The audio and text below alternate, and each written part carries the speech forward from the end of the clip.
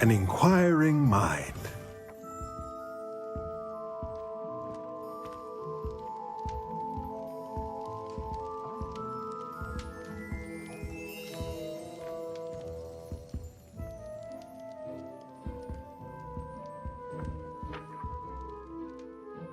Pardon me, sir. I'm here for the spellcrafts Professor Weasley ordered.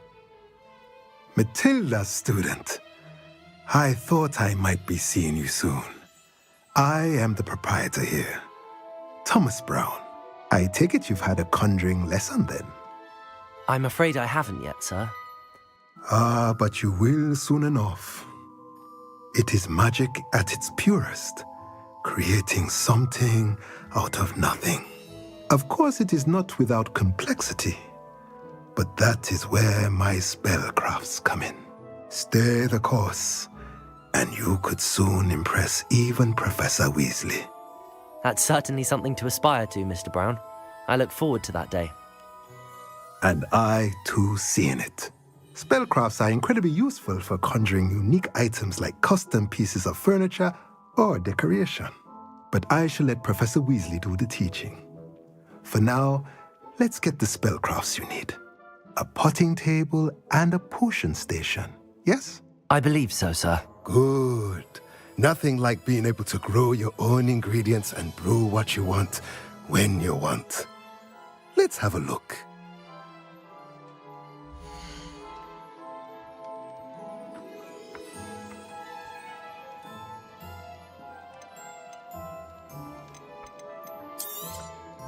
Nothing like finding just the...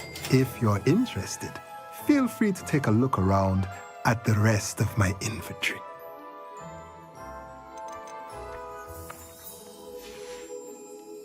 Let me know if there's anything else I can do to help.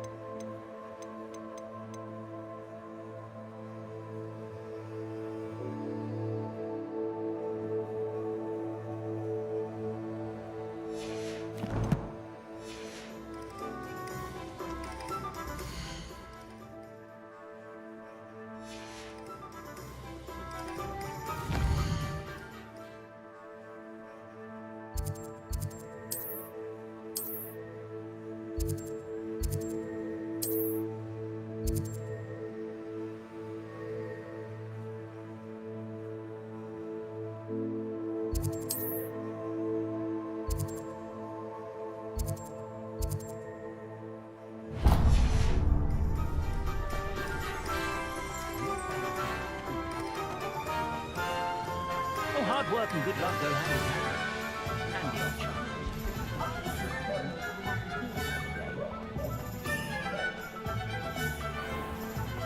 You can stop a thief in their tracks.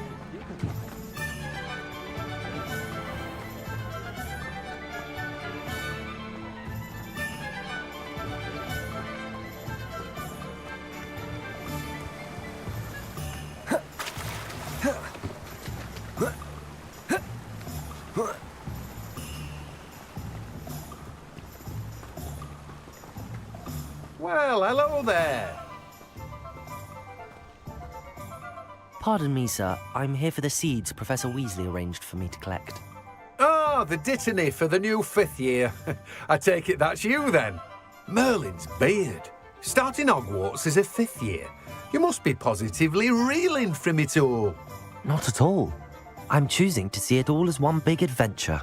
Well, bravo. Not everyone has the temperament to take things as they come.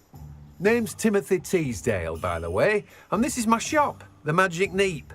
I keep the cart out here because I like a good chat. Can't very well be in the thick of things if I'm hidden away inside now, can I? I suppose not. In addition to seeds, I have plenty of plants. Grow everything myself. My speciality is potion ingredients. Even Pippin purchases from me. But what say we get you a packet of dittany seeds?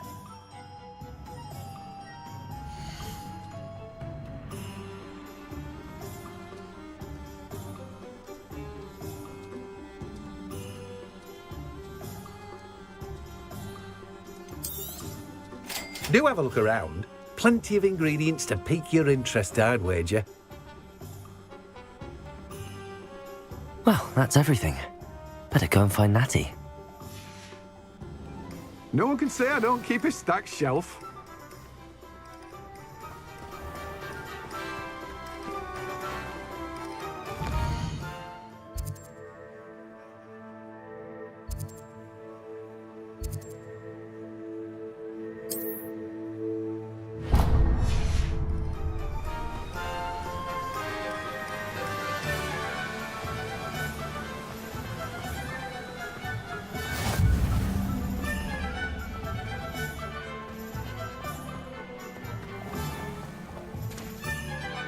Then it might seem like harmless fun.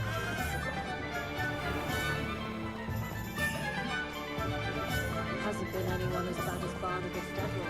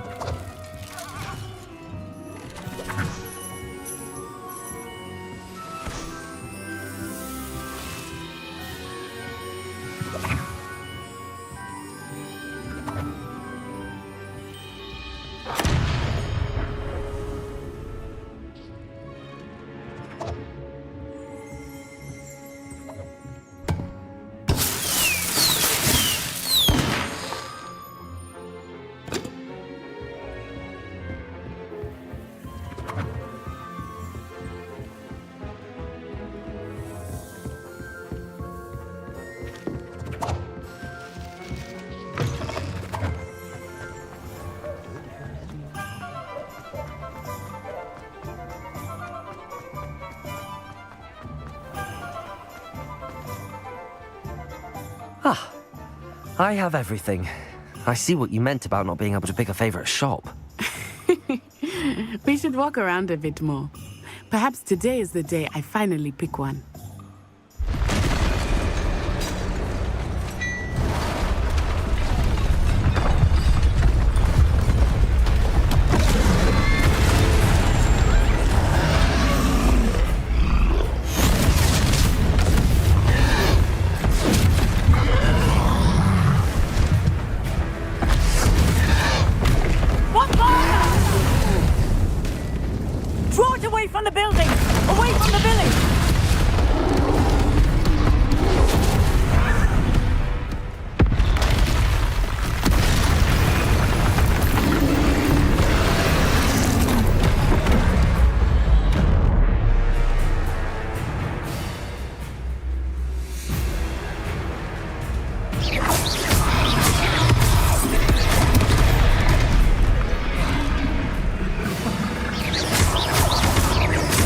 Are we weakening him at all? Keep at him! We have to wear him down!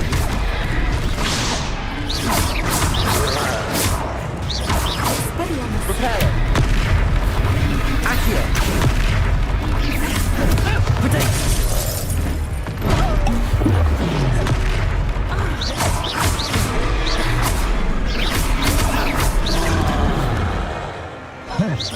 Arresto momento! What was that? I was trying to beat him at his own game.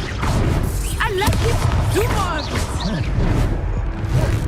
Arresto momento!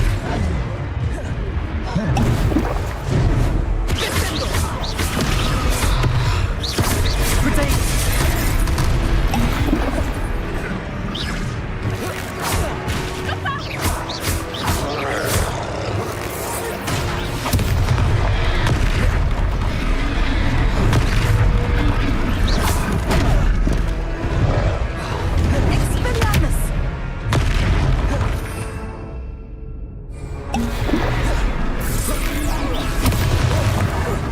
Look!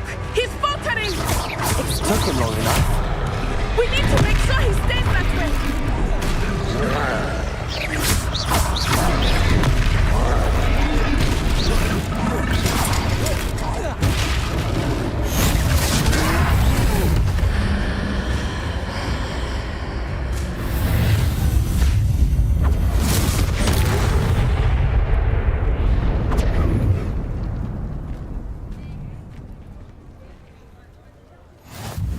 Goodness!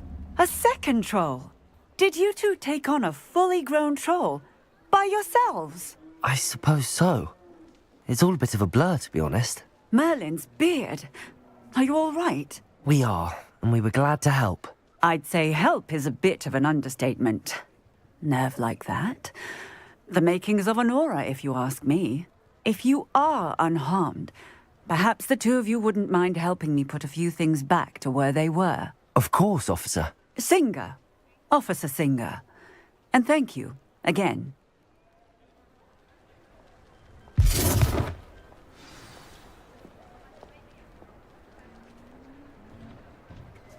Oh, hello there. A moment, if you would. I will see what he wants.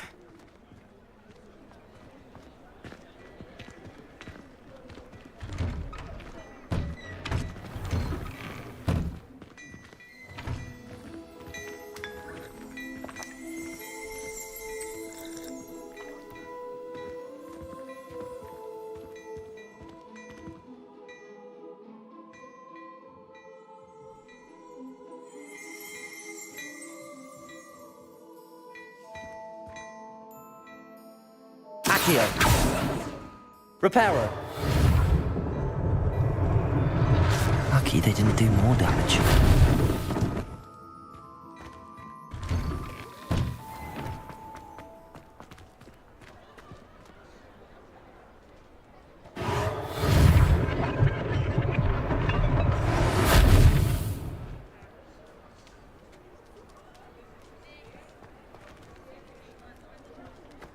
Accio. Repairer.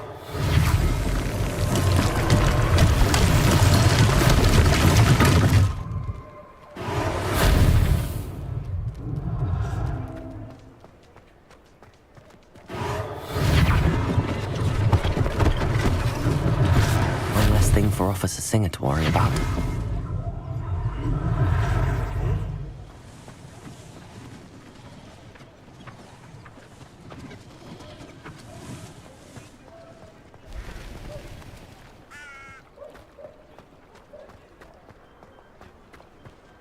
Repairer.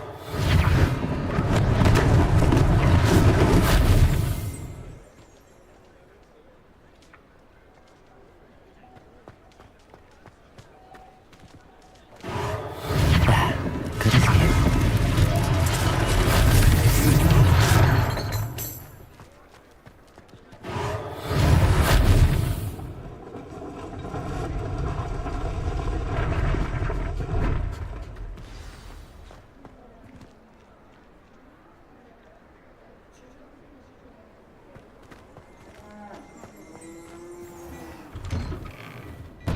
were just talking about you.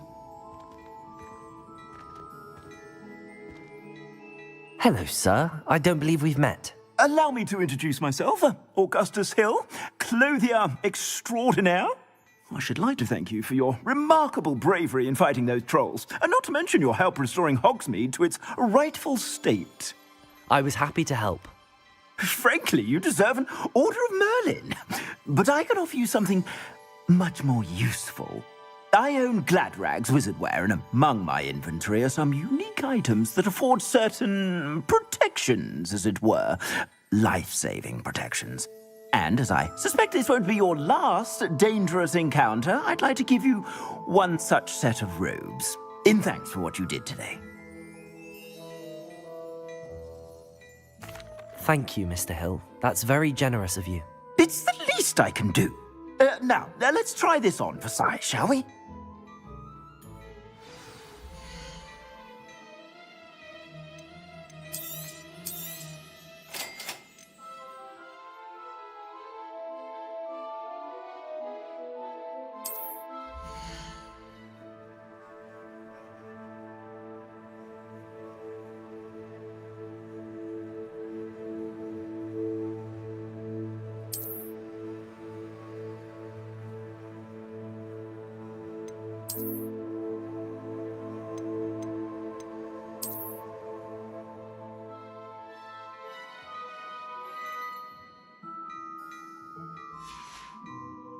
I suspect you have a sharp eye for fashion.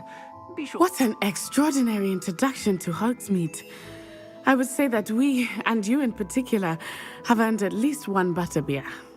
Shall we head to the Three Broomsticks? Sounds like a good idea. Wonderful. Just down this way then. I sell even more battle-worthy items. Should you...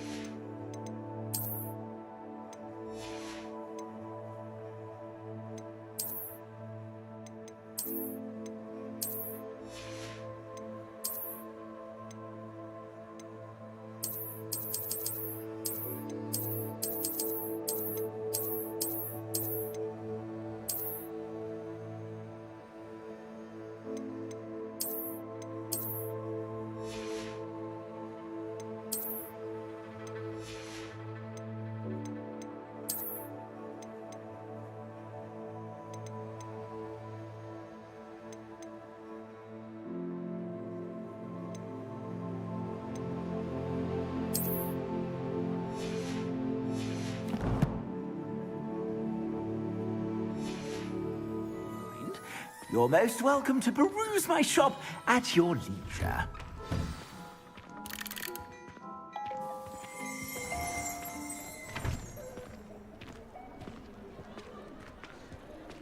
Assuming it is not too busy, you might even meet Serona, the owner. She is a charming hostess and a powerful witch. Good one to know.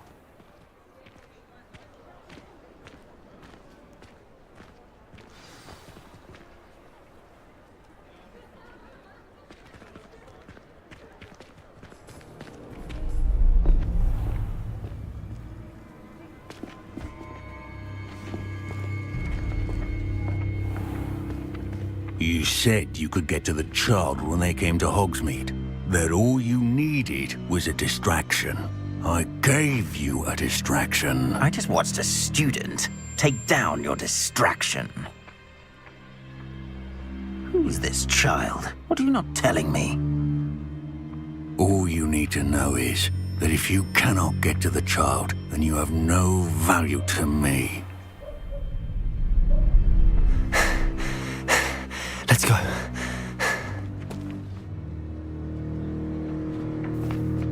Did they see us? I don't think so. What was that goblin doing with Victor Rookwood? Ranrock is working with Rookwood.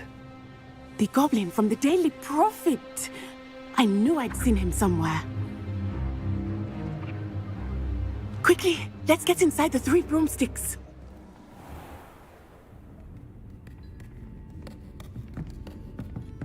It's a treat to see you, Lodgok. I shall let you know if I hear anything. Thank you, Sirona. You be well.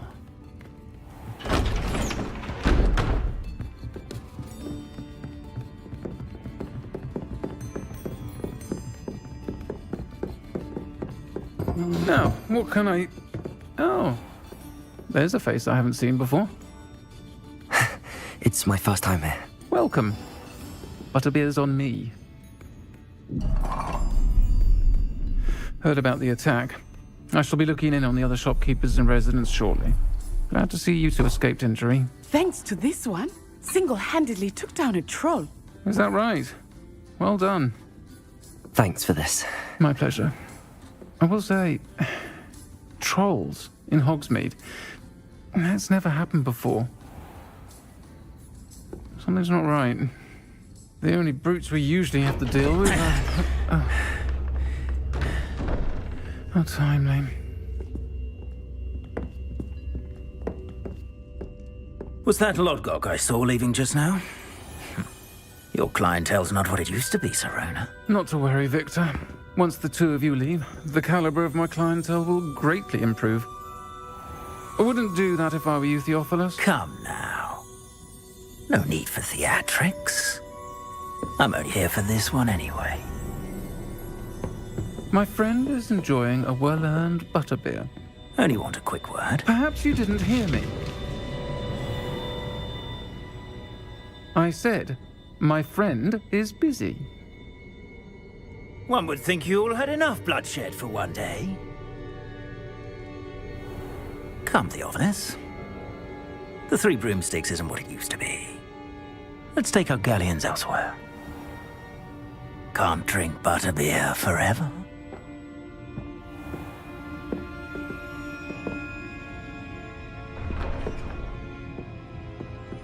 Seems you've made an unfortunate enemy. Watch your back. Rookwood and Harlow are worse than any troll you might encounter. Trolls, Ranrock, and Rookwood. What are you not telling me? I promised to tell you everything, but it's perhaps best I do that later. I think that now might be a good time to head back to the castle. And your child. Tale of beautiful birds to entry today.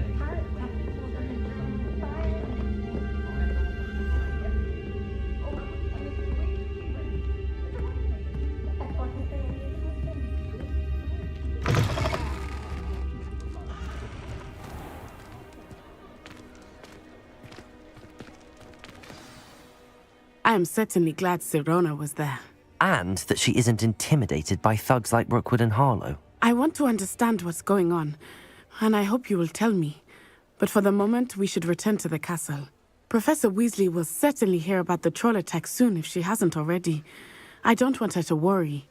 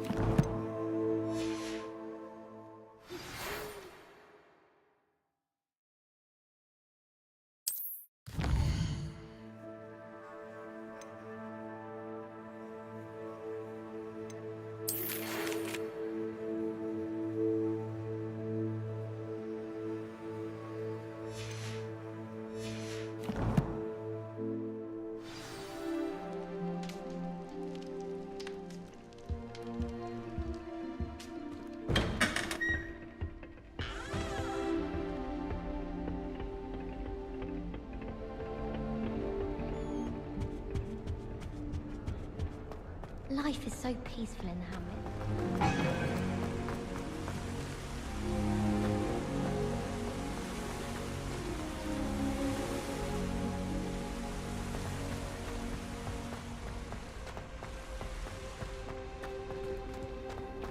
How nice to see you, my young friend.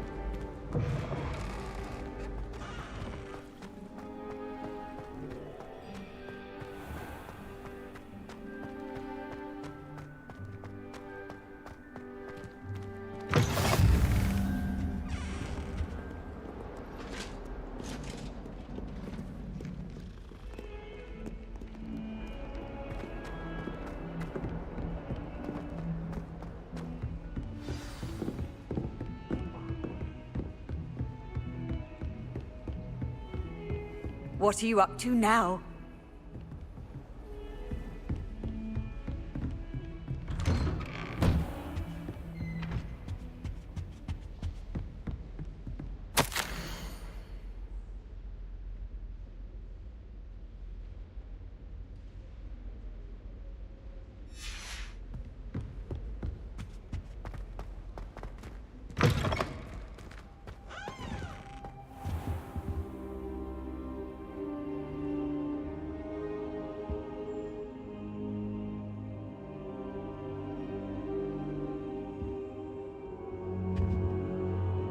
Professor, I'm glad to see you. And I you. Thank Merlin you're in one piece. I heard about the attack. Trolls in Hogsmeade? Sir, the trolls were wearing armor. It had that dark glow like the dragon collar. Goblin silver! Ranrock used it to control the dragon.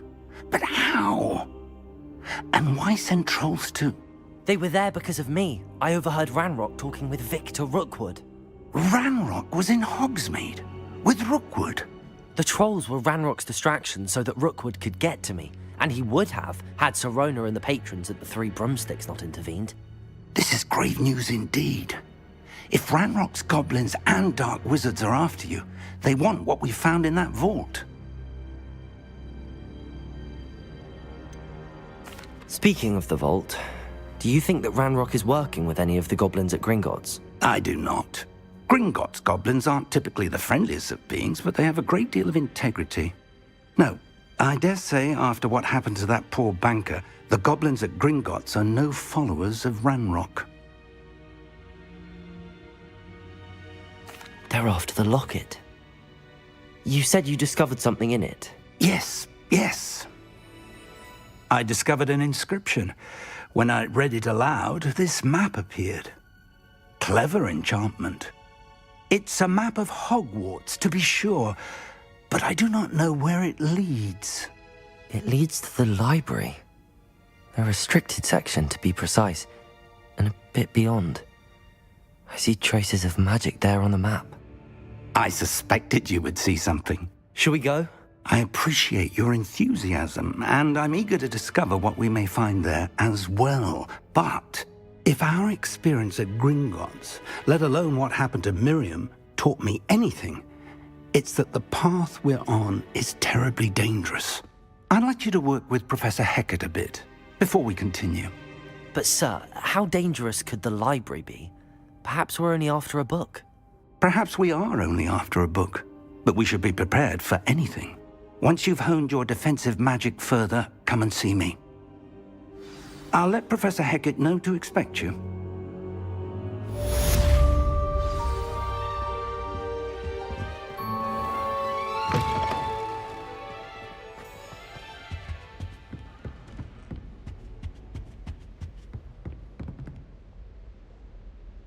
Revelio.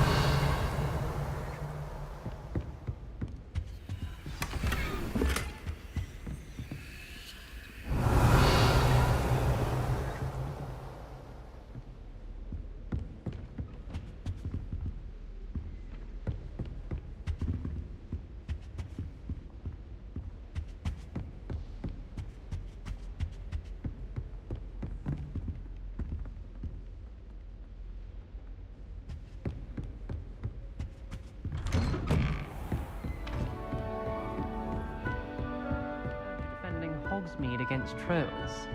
You know, there is such a thing as trying too hard.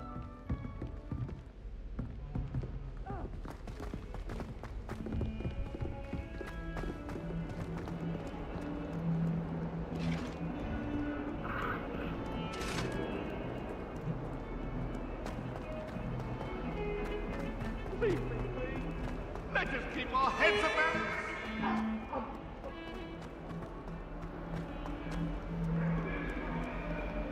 Might some kind soul help me? Are you all right? Don't you know who I am? Zenobia Noak, the girl whom everyone at school hates for no reason. I'm sorry the other students weren't more friendly. That's kind of you. I suppose there are a few decent souls here. I wanted to make some new friends, and so I brought my collection down to the common room. My gobstone collection, that is. I was hoping someone would want to play. Are you familiar with gobstones? Little balls, like marbles. Grand game.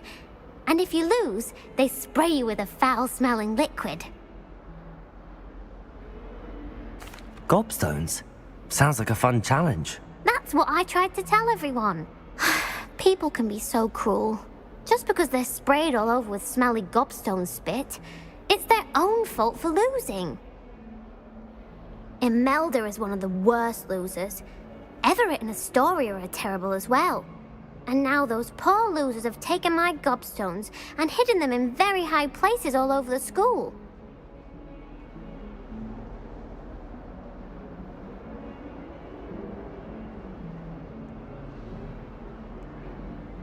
Rather an overreaction on their part. I'll say. Anyway, I can't work out how to get them back on my own. I don't think I know the necessary spells yet. I need someone, perhaps a selfless and talented 5th year to help me.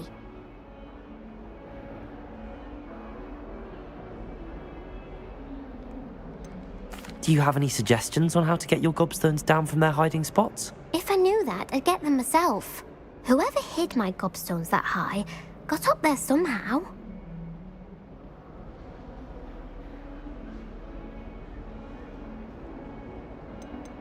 Haven't you any friends at school? Not really. Natty said hello once, but not a word since. I'll see what I can do. I'd appreciate the help. If you do find all of my gobstones, do come and see me again. I'll be back to playing Snake Pit and Jackstone by myself in no time.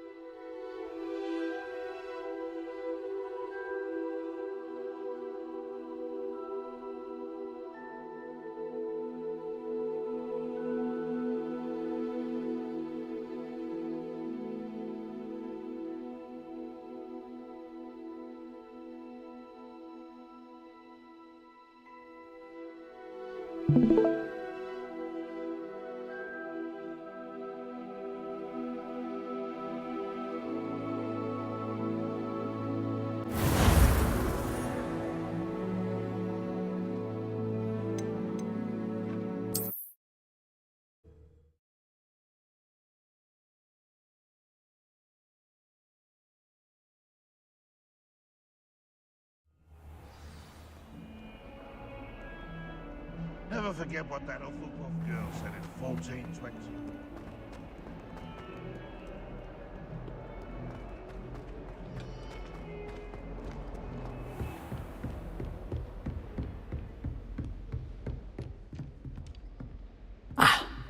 I believe we have some matters to discuss. I'm here about the new spell you wanted to teach me, Professor. Good. Professor Fig indicated a certain urgency to you completing your defensive magic assignments. As such, you are to learn Incendio, the fire-making spell, handy for lighting torches, burning away spider webs, and, when necessary, defending against those who would wish to do us harm. Sounds versatile. Quite. But before we get started, I'd like you to complete a few tasks. You may be surprised by some of them. Astonishing how much students don't think their professors know.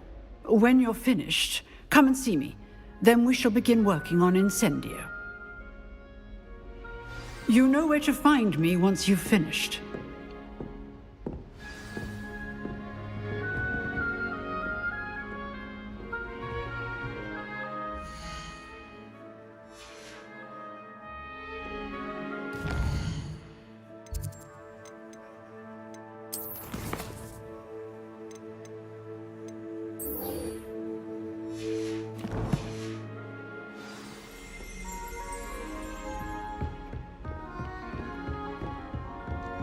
Seems crossed wands isn't as secret as it's believed to be.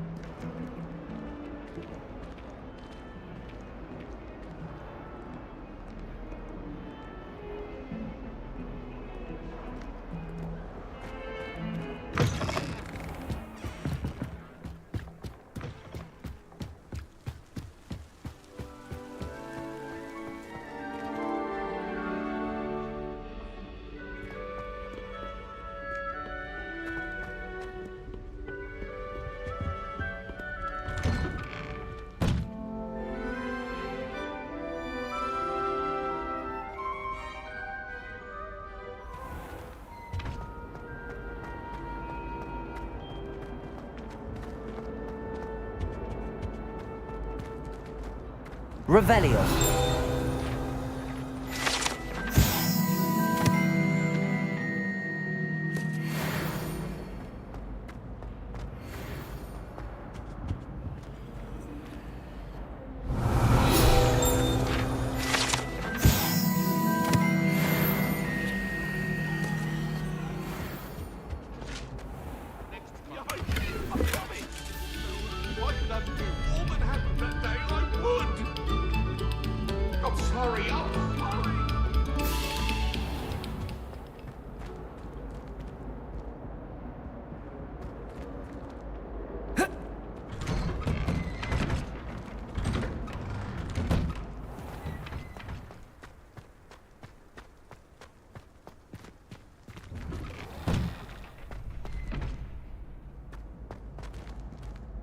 Revelio.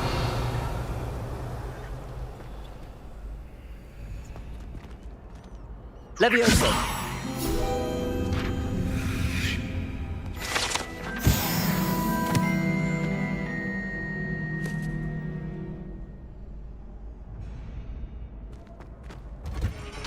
Ready for another round?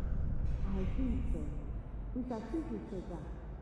There's no one in the school I'd be afraid to. I mean, Sebastian, I mean.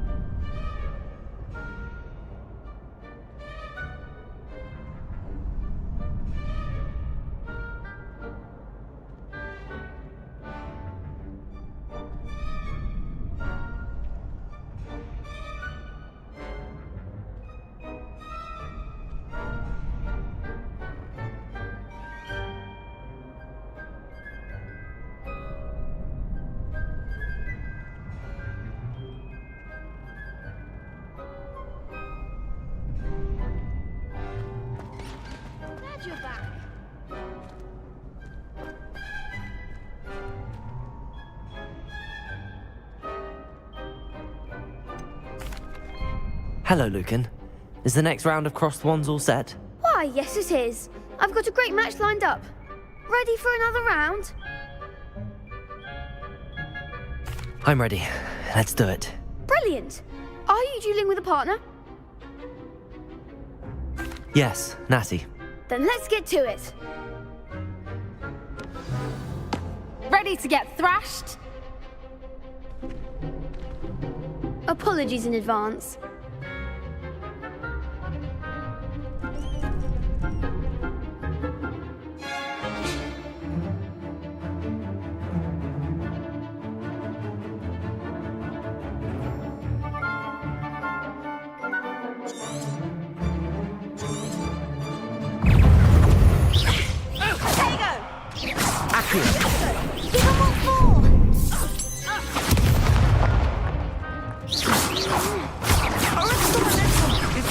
Levioso! Accio!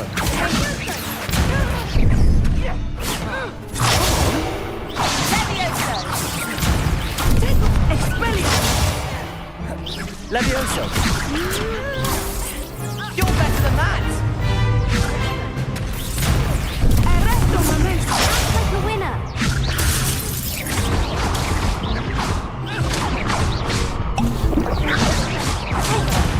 There goes my way.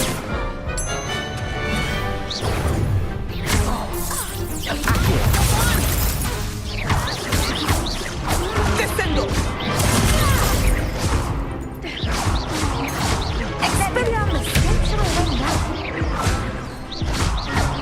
Descendo!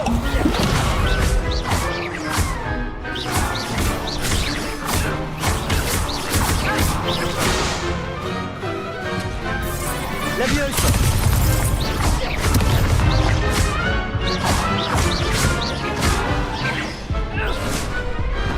Pity more people can't watch the duels. Bravo! I gave it my all. You did indeed. The other duelists have already taken notice of you, but after that last round, they'll really have it in for you. You'd better keep practicing if you want a chance at winning, or at least surviving the next round. I'll let you know when we're ready. Hope to see you then. The next round is for all the gobstones, so to speak.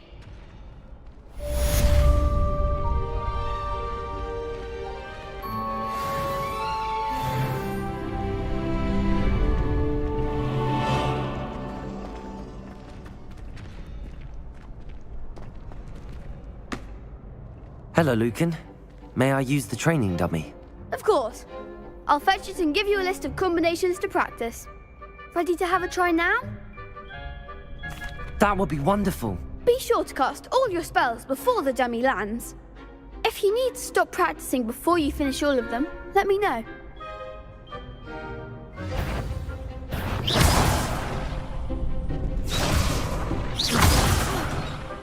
You'll get it! Accio!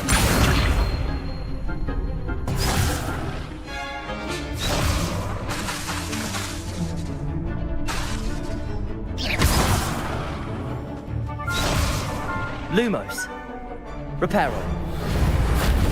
Levioso. Accio.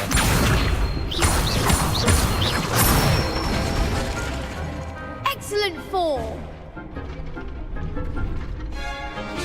Levioso. Good one! Levioso.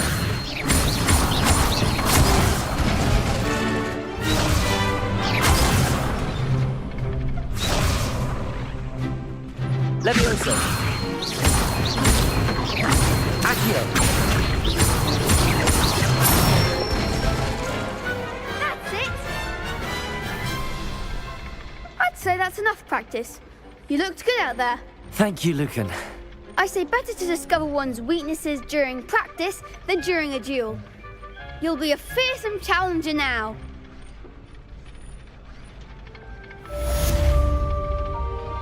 Assignment's all finished.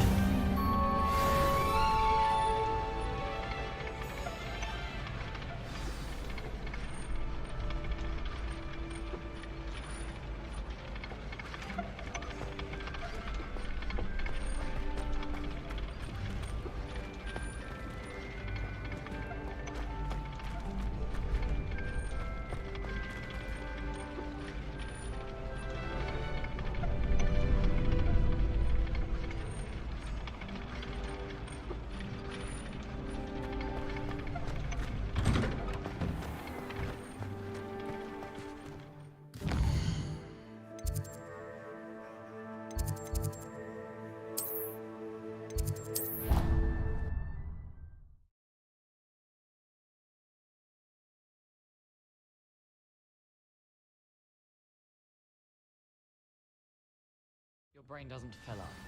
You're entitled to your opinion. Doesn't mean I'm obliged to agree. Oi! Can you help me? Hello? Were you calling me? I was, yes. Thought you might be interested in joining me for a bit of an adventure. Following a treasure map, to be precise. Slight respite from battling the odd troll, I should think. Asked Poppy if she'd be interested as well, but couldn't drag her away from her puff skein. I found 2 maps lying about, both leading to locations around Hogwarts. Care to have a look at one?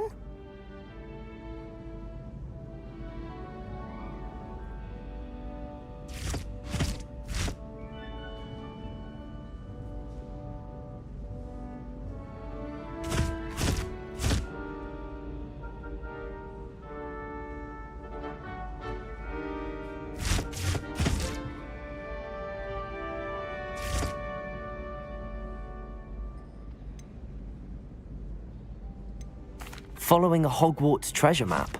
Count me in. Wonderful. Hogwarts fascinates me. You can keep whatever treasure lies at the end of your map. I'll be satisfied just knowing where it leads.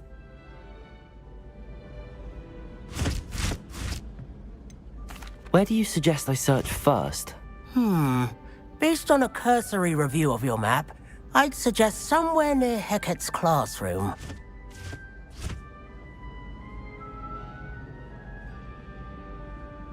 Very well. I shall take a look if I can find the time. Fair enough. Meet me back here if you find anything.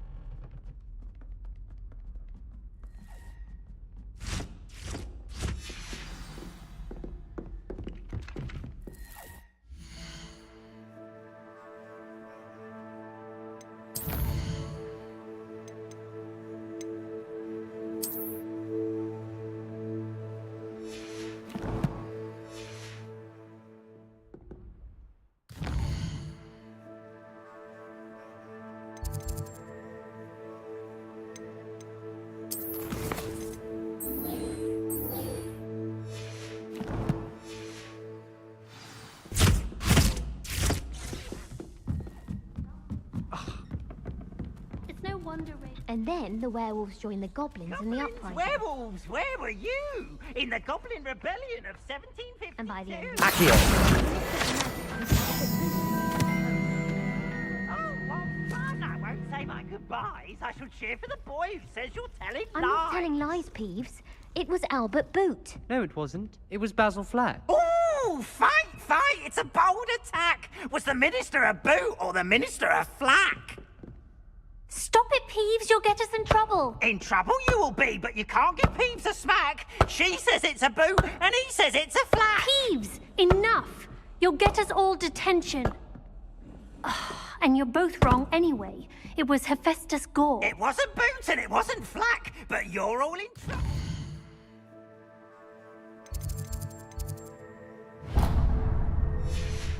Professor Black!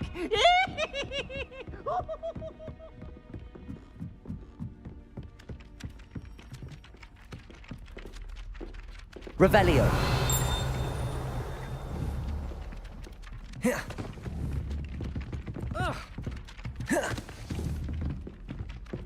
Levioso.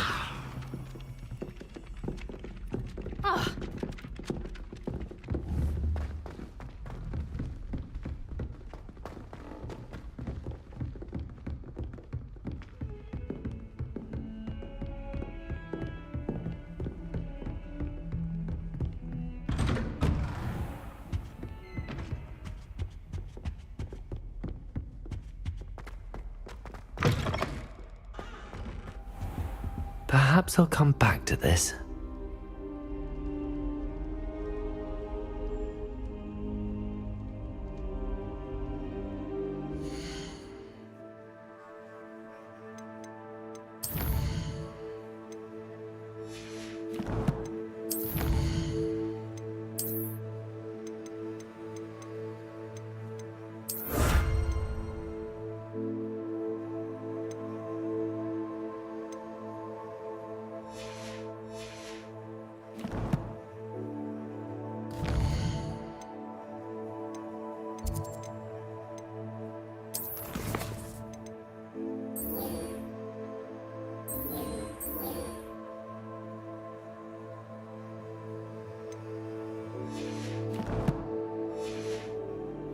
Should come back to this another time.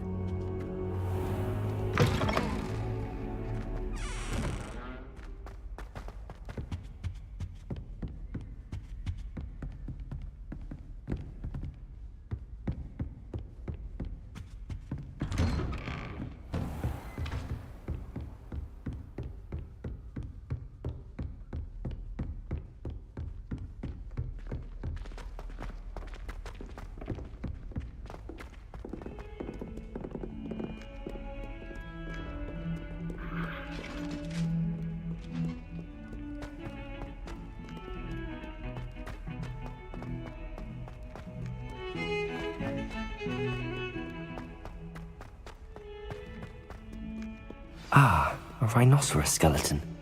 I'm on the right track.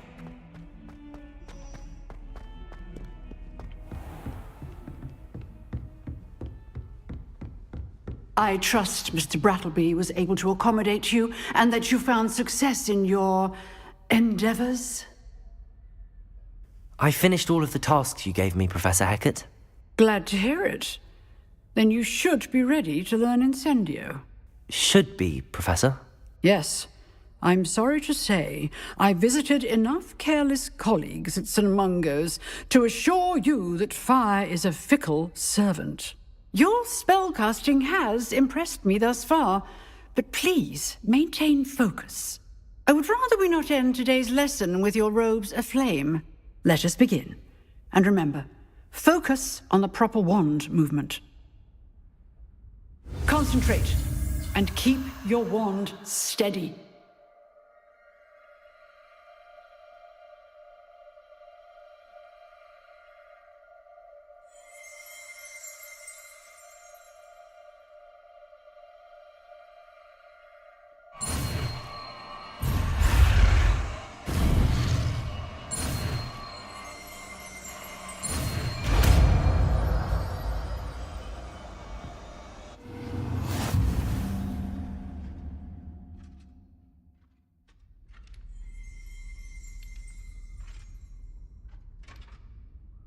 Good work.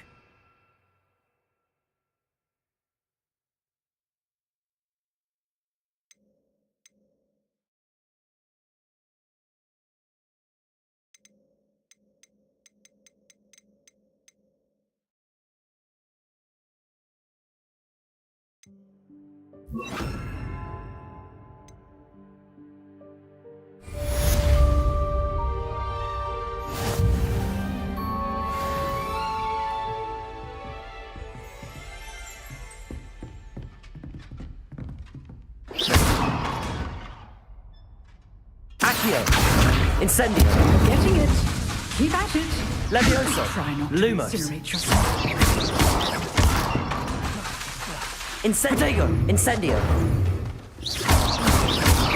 Incendio! Setting things ablaze is certainly cathartic, isn't it?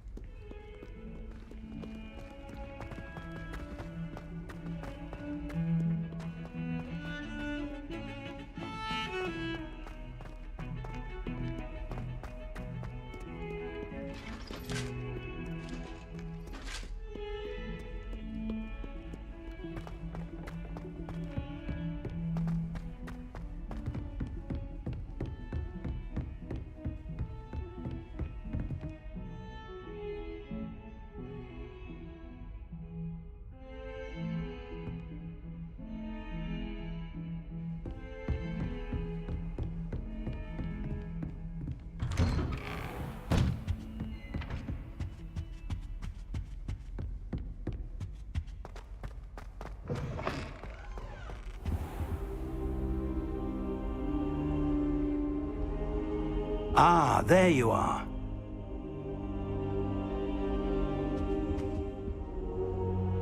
Hello, sir. You'll be pleased to know that I worked on my defensive magic with Professor Heckard. So I hear. She tells me you've taken rather well to your new wand. You must continue to work with her and your other professors to improve your skills. That said, I don't wish to postpone our visit to the library any longer. So, shall we proceed? Fig, I have work for you. Come. Headmaster, I'm with a student and my schedule Your schedule will wait indefinitely, as will your student. I would think that after all the trouble you caused me with Osric, you'd be eager to make amends. My office, 5 minutes.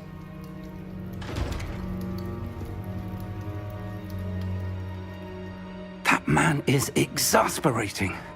Unfortunately, our trip to the restricted section will have to wait a bit longer. But, Professor... We have no choice.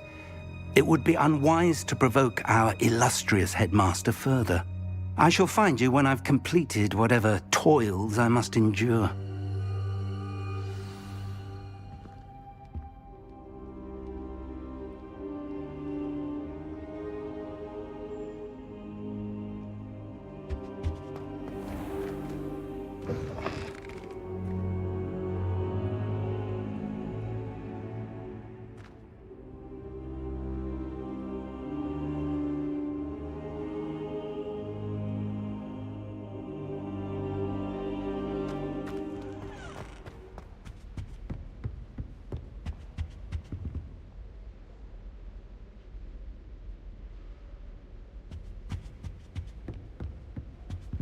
Sebastian mentioned sneaking into the restricted section.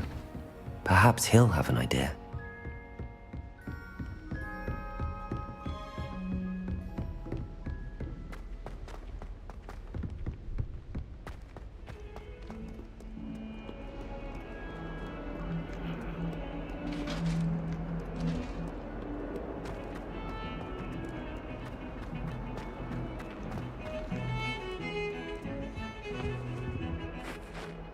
Sebastian, there you are. I was hoping to see you. I was in the Three Broomsticks after the troll attack and saw what happened with Rookwood and Harlow. Not many students have Victor Rookwood's attention. What was that all about?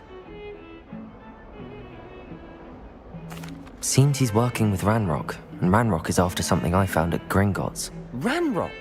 And when were you at Gringotts? Professor Fig and I ended up there after the dragon attack.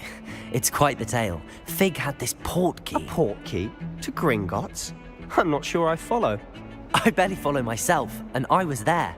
Anyway, we ended up in an ancient vault where we found a map. That map leads to the restricted section. You can't be serious. Deadly serious. Professor Fig has insisted that I not tell a soul about any of this. I've probably said too much. Understood. Your secret's safe with me. Whatever it is.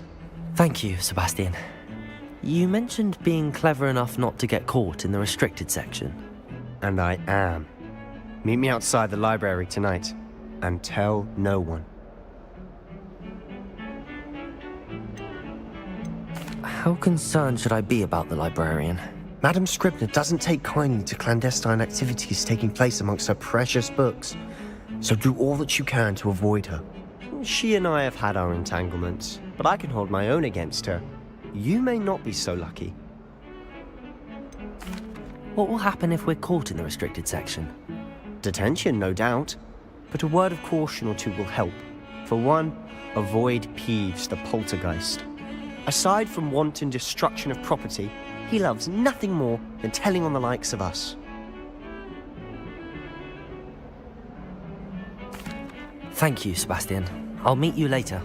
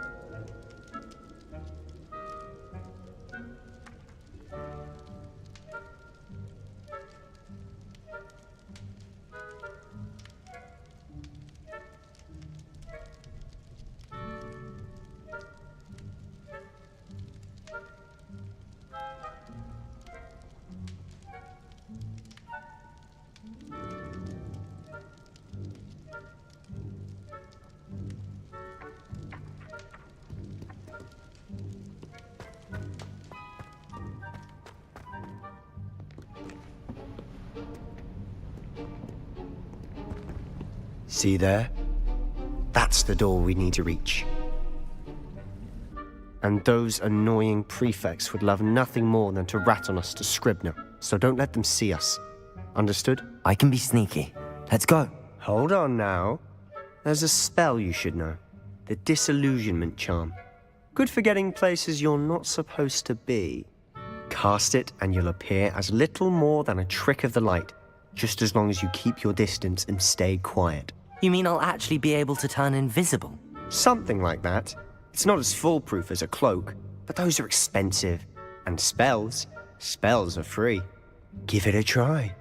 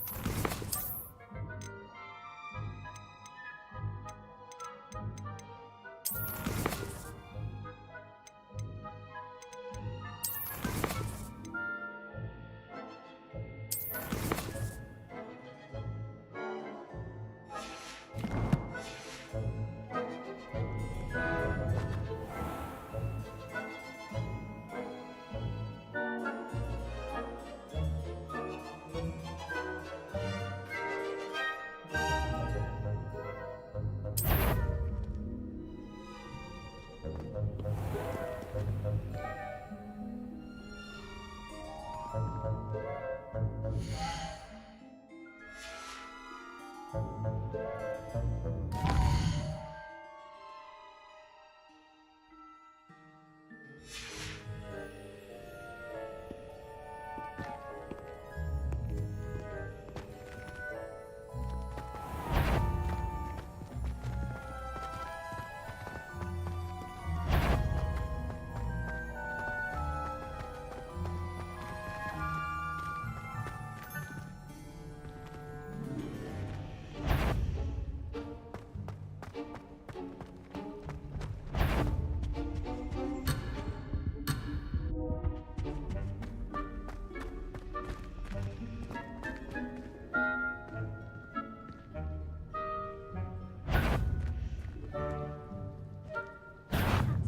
you should have known better than to cross my path.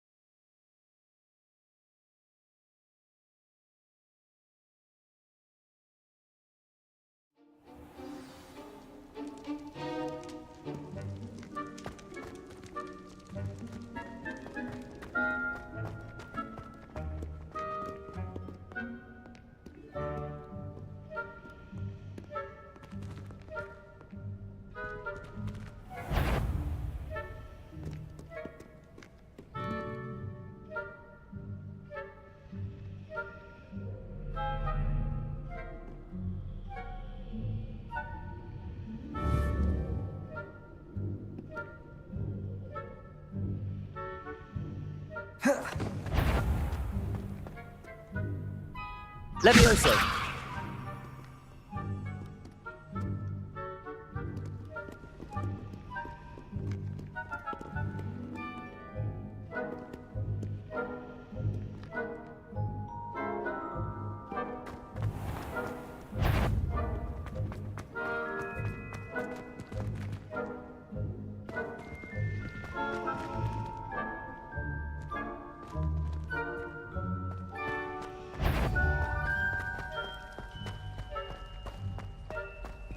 Whoever's there, you'd best get yourself back to bed.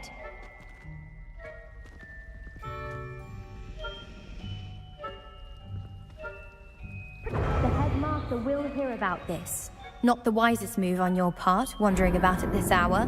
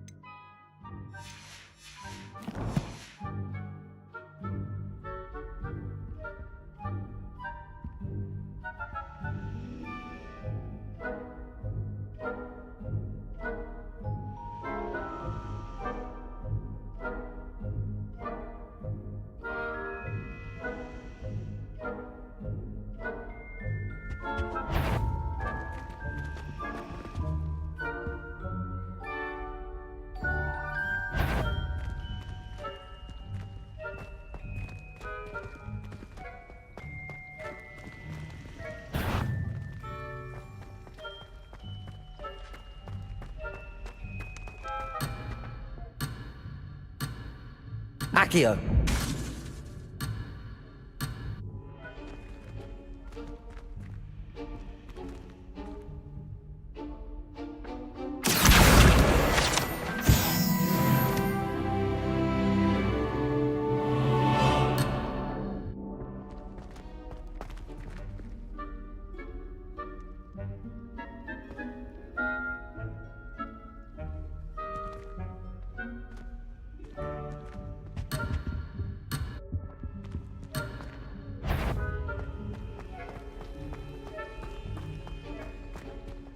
someone sneaking about?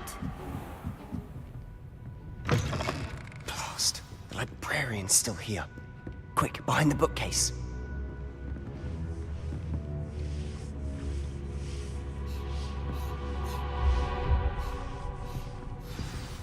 Damn. You told me the librarian would be gone by now. I said usually, but it'll still be all right. Do you see her desk behind me? The key is in the drawer of that desk. Now, here's what we're going to do. I'll create a distraction to draw her away. You focus on getting the key. I'll meet you outside of the restricted section. Wait, why do we need a key? Isn't there a spell for this? Alohomora. That's how I always used to get in. But the librarian twigged that I knew the spell and cast an anti-Alohomora charm on the lock. So now it's just this key. But don't worry. I said I'd get you in, and I always keep my word. Trust me.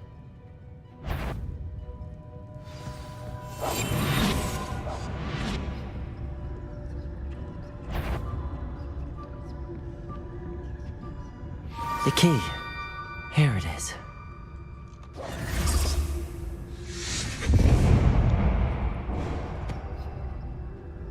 Is someone there? Is that you, Peeves?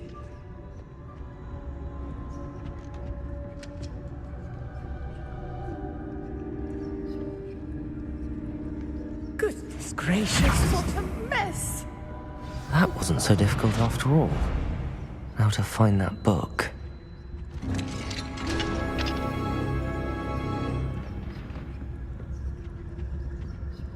Oh, that one's charmed to look more useful than it is.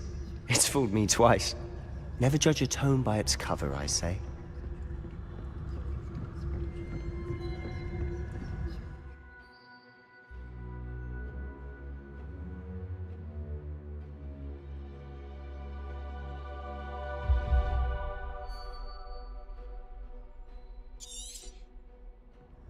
Ghost, don't let her see you.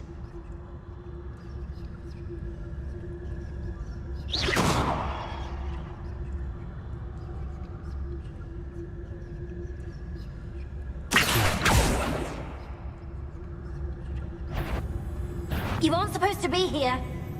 If you are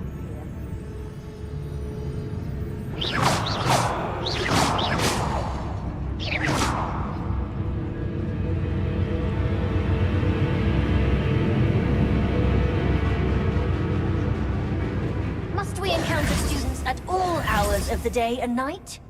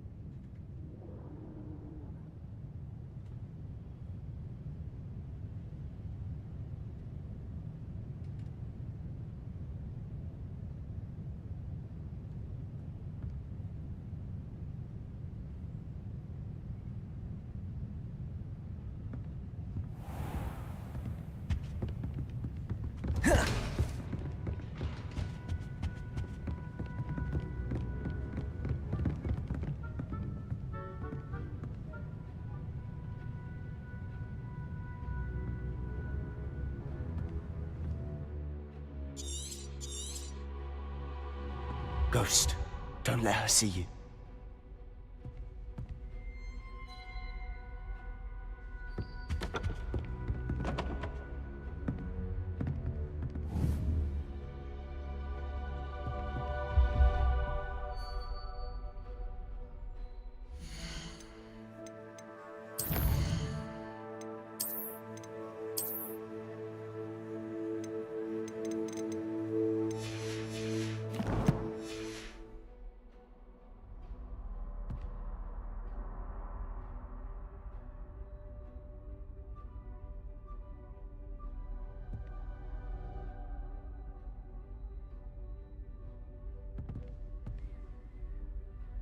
Here.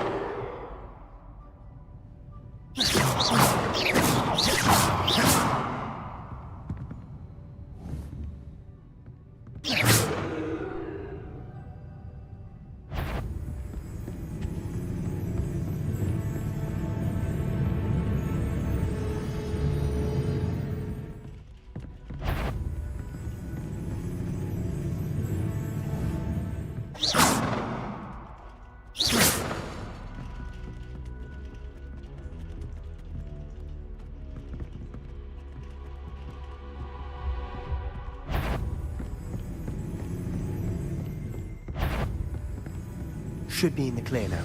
No need for us to be skulking about. So what is it you've been looking for? I'm looking for a cure to help my twin sister, Anne, so that she can return to Hogwarts. Because Merlin knows everyone else has given up.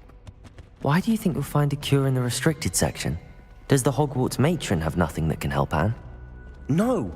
We've tried everyone from Nurse Blaney to St. Mungo's. But I can research on my own. No need to concern yourself with that right now. Let's focus on what you're after. Which is what, precisely? I'll know it when I see it. You're being awfully cryptic.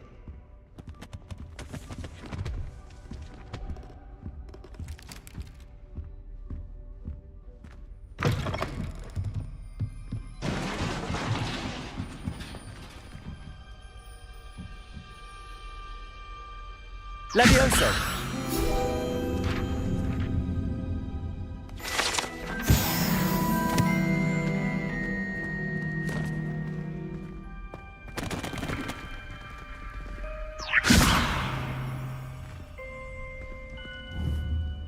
Accio! Levioso! Lumos!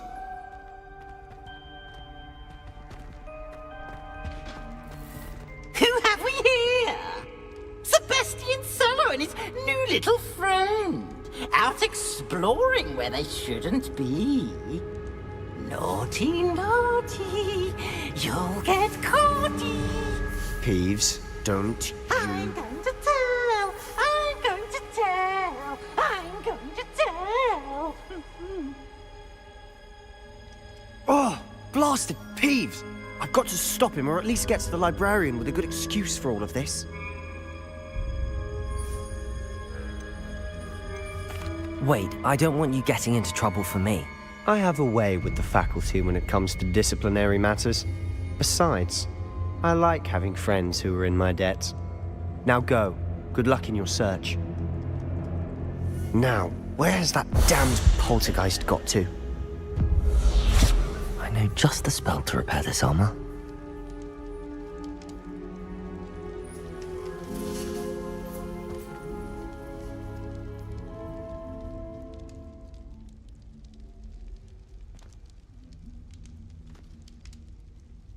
Incendio!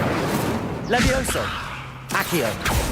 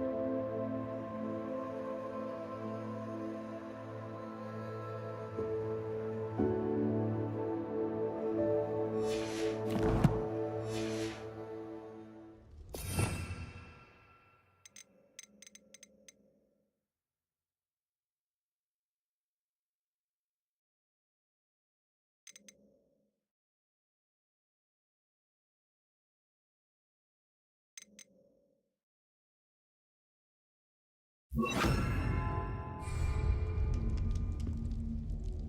should use repair on this broken armor.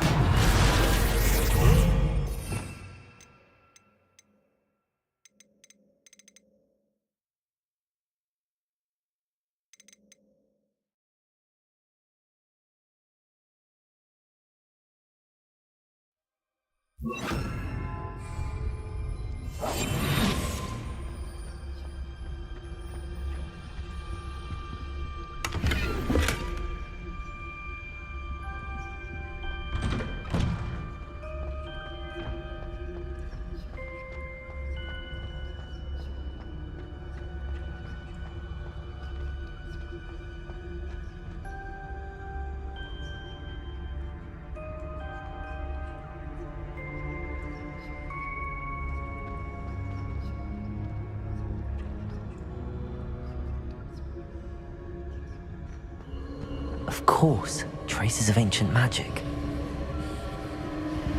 There must be more to this room. That's it!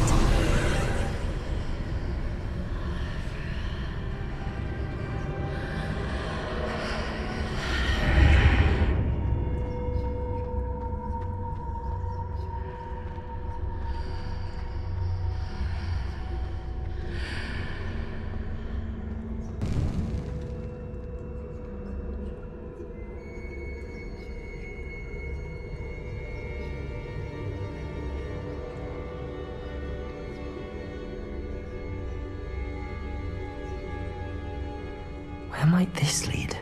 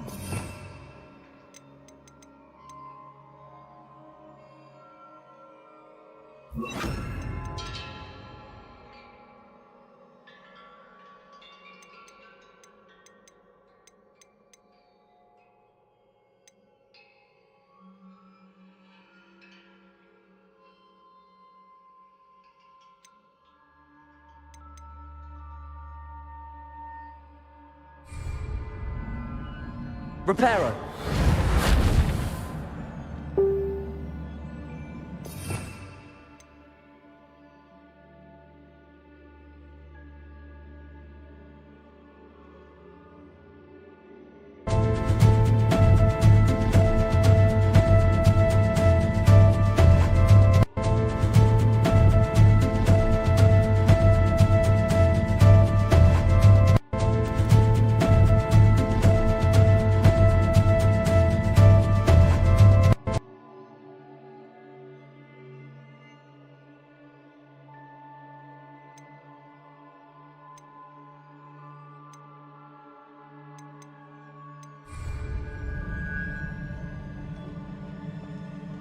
Revelio. Ah, I need to wake up that rune over there.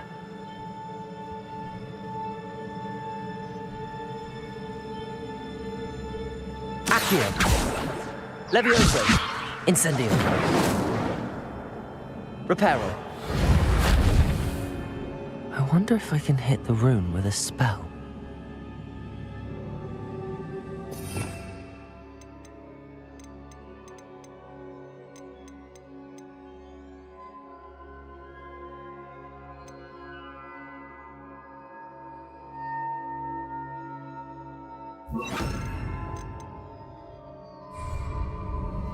Lumos.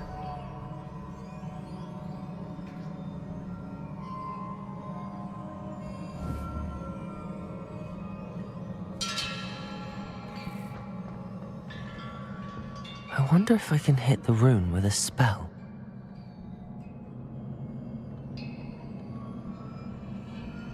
Accio. Lumos. Levioso. Incendio.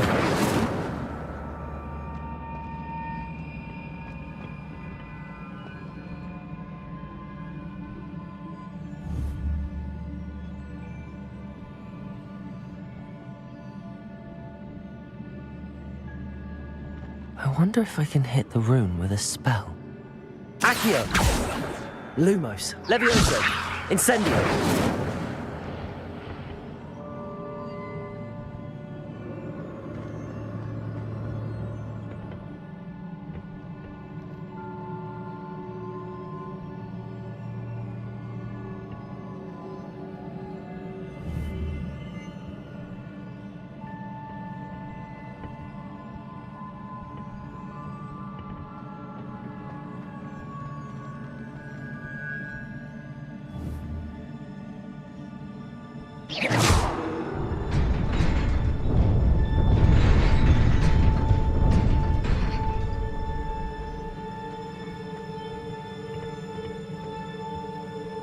Not surprising. Guards at the ready.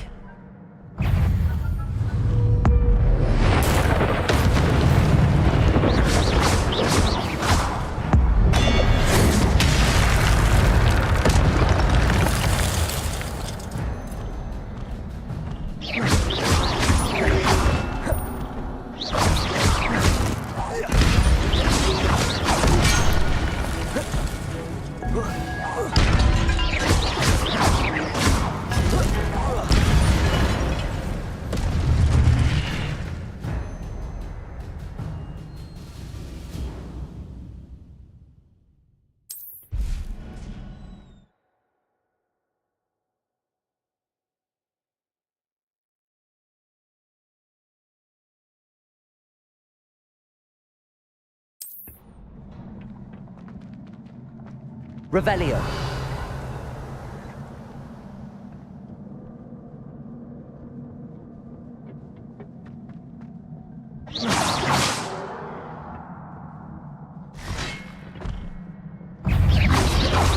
Protego. Accio. Levioso.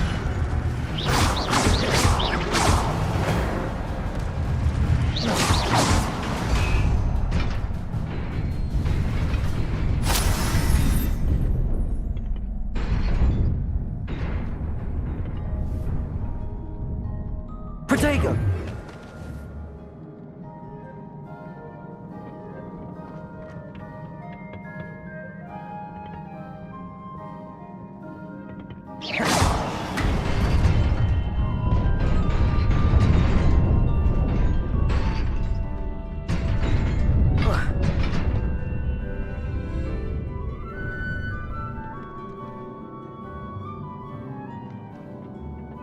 This must be the way forward, but to where?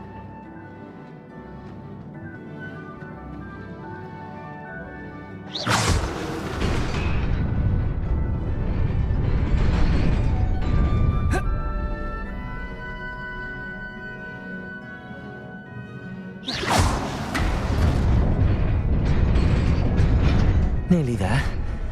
Best keep my wits about me.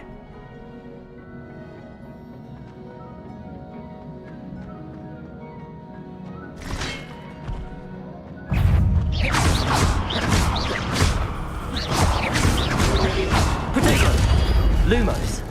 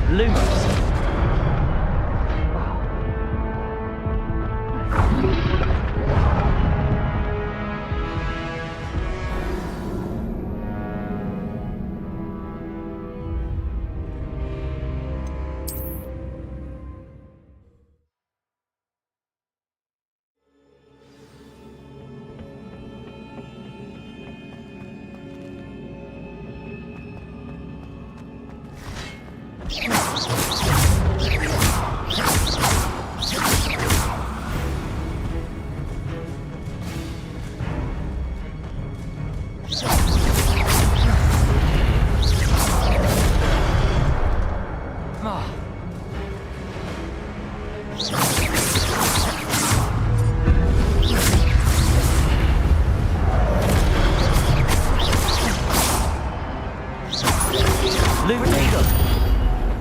Incendio! Levioso!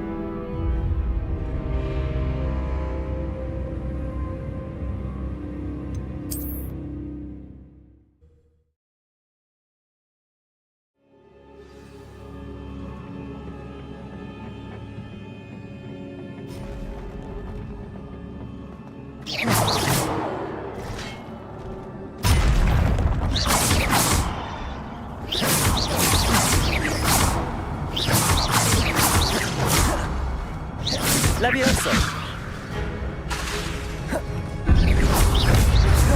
Protego! Levioso! Accio!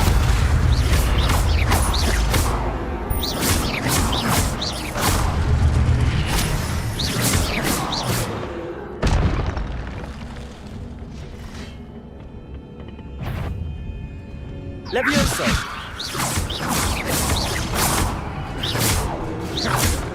Accio!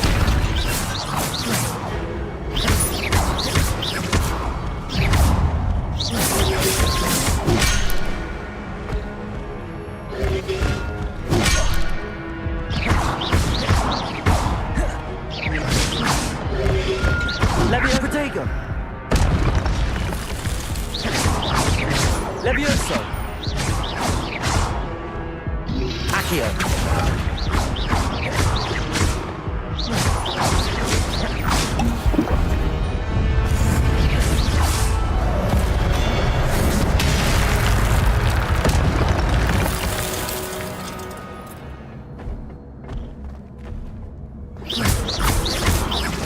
Levioso!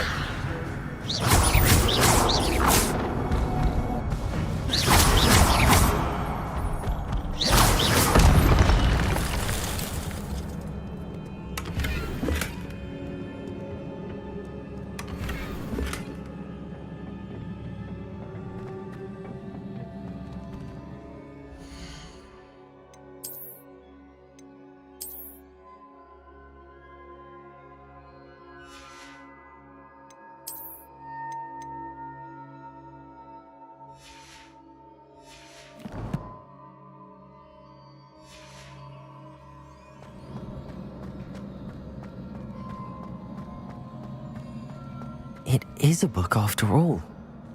Accio!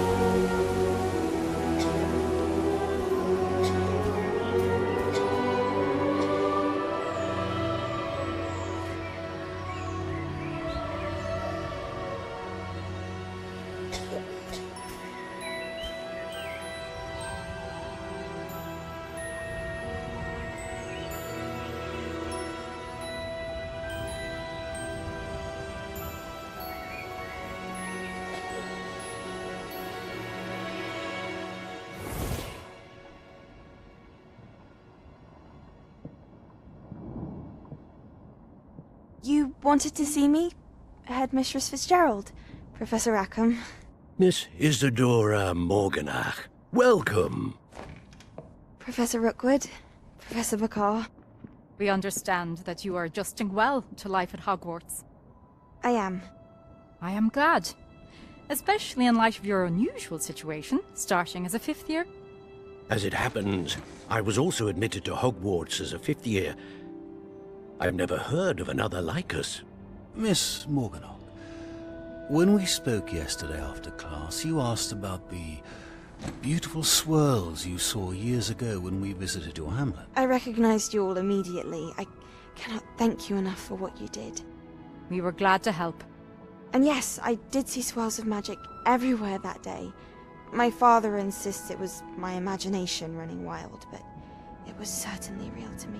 It was not your imagination. Percival, Professor Rackham can see them too. But we've never known of another who could. I don't understand. What are they? The whispers or traces that appear when a particular form of ancient magic is wielded. Ancient magic? Few are capable of wielding it.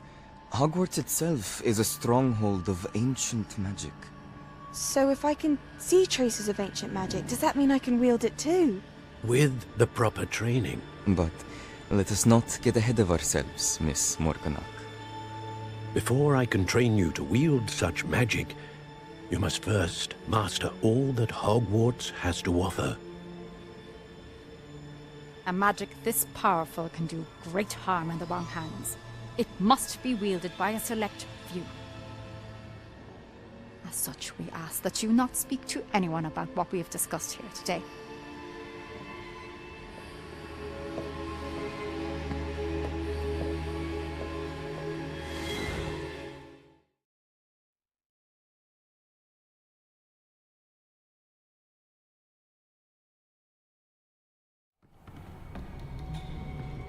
Sebastian!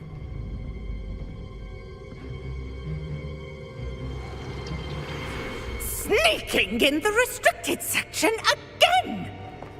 I had thought we were through with this mischief. Clearly detentions are insufficient. I'm afraid I must take this to the headmaster.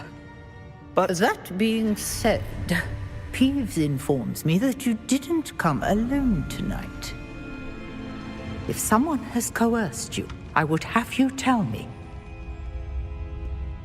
You're a bright boy. Don't waste this. There was nobody else. I came alone. Oh, Sebastian. What will your uncle say?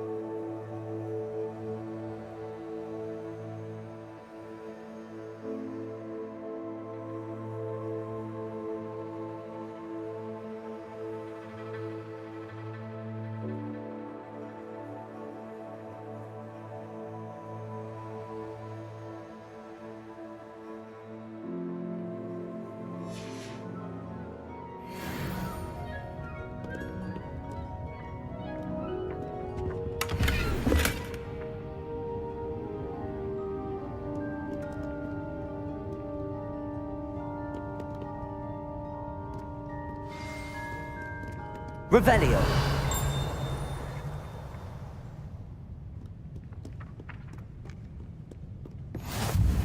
What are you up to now?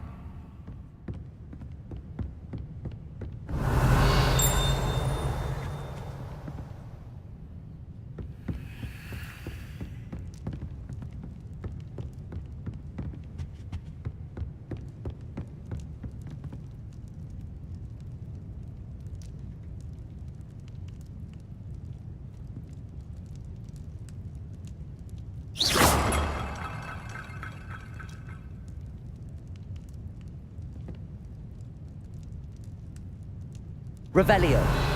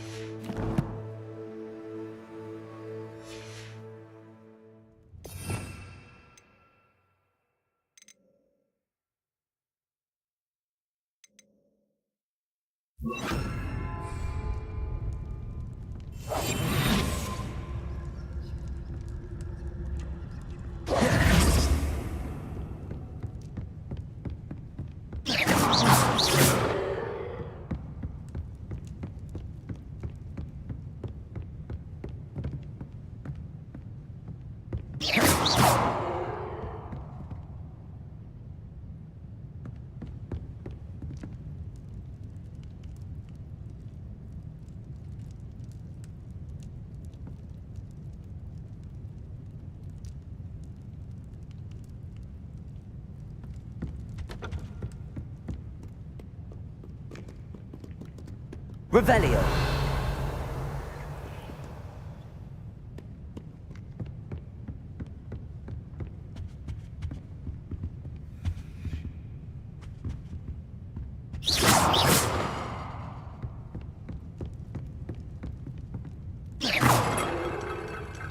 Accio.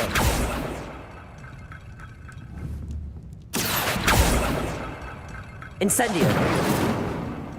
Levioso.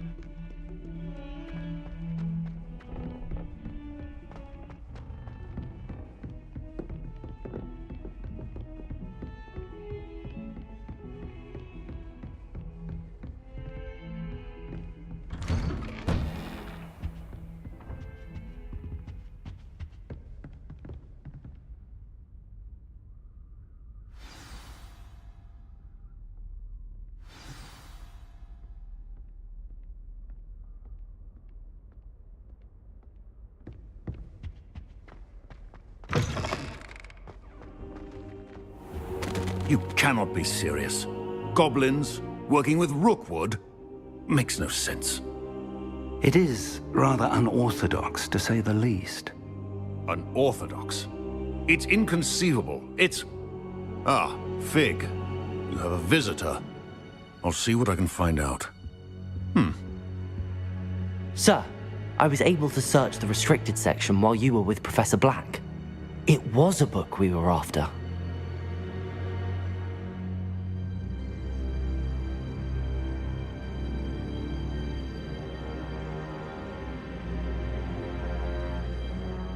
What? That's... Wait. You accessed the restricted section? But how? Thinking on it, perhaps it's best you spare me the details. Fair enough. In fact, the book was below the restricted section as it appeared on the map. I want to hear everything. First, let's have a look.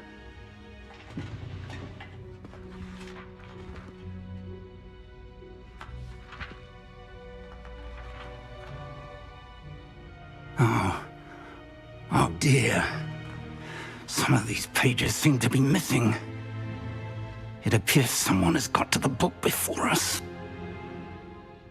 Still, I will need time to study what remains. Perhaps we can still salvage something useful, though it may take some time. I wonder why it was here, below Hogwarts. I think I know, sir. I saw 2 more memories where I found the book. Another pensive. Godric's heart. The man we saw before, Percival Rackham, was a professor here. The first memory showed him and 3 other professors using ancient magic to restore a hamlet from a drought. Miriam was right. And the second memory? They were talking to a student who started as a 5th year, like I did. She could see traces of magic too. Why those memories? Perhaps this book will explain. I'll have to take it with me to London. The headmaster has insisted that I speak directly to the minister about George's death.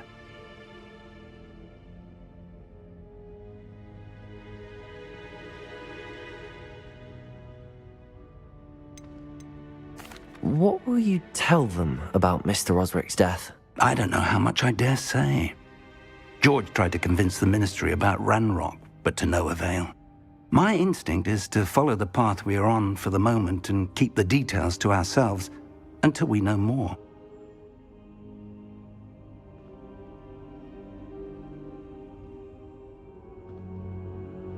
I understand. I'll see what I can learn about the missing pages while you're gone. Good. Don't neglect your studies. Your wand work is improving by the day. But you'll want to pay attention in herbology and potions. There's more to magic than spellcasting. Plenty to keep me occupied while you're gone. You've done exceptionally well. I look forward to seeing all that you've accomplished when I return. Oh, and don't neglect your friends. You may be surprised by how much you can learn from them as well.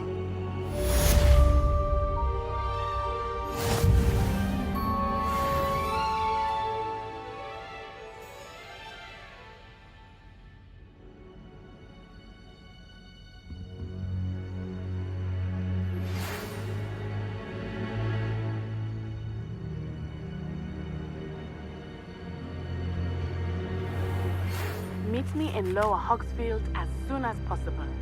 I would like to talk to you about Rookwood and Harlow, and it might be best to do so outside of the castle.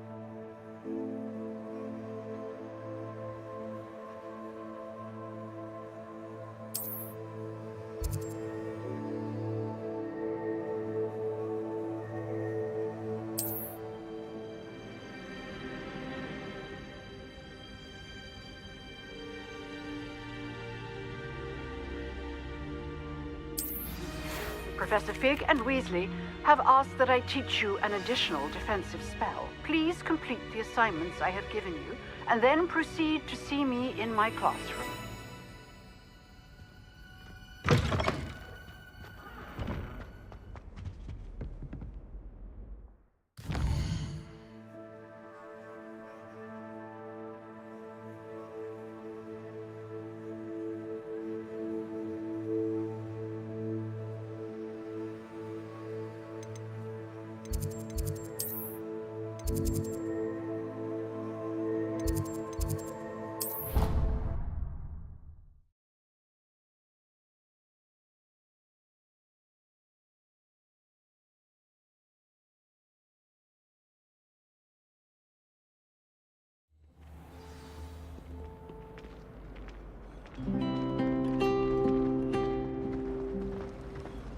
I was trapped on the grand staircase. Ugh, what am I missing? Sharp didn't believe me when I told him why I was late.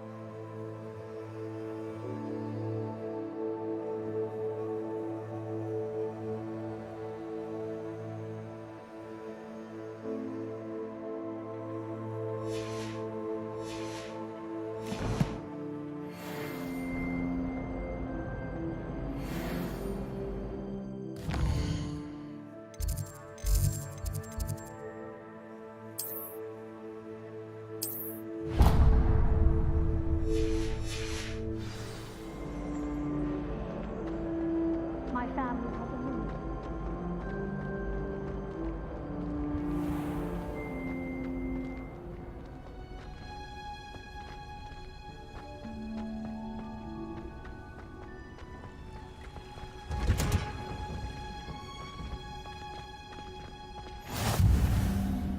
No. Is she growing Punja's onion again?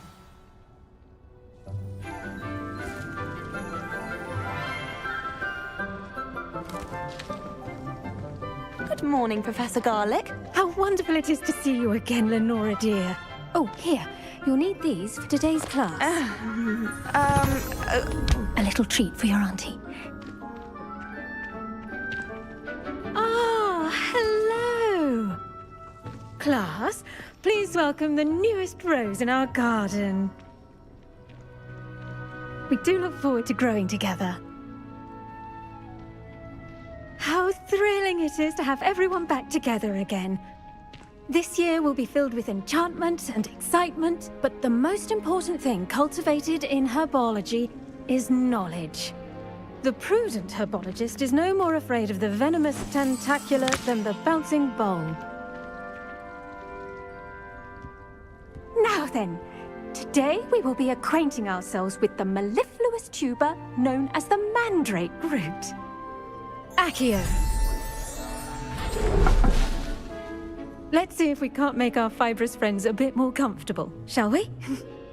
First, let's protect our ears.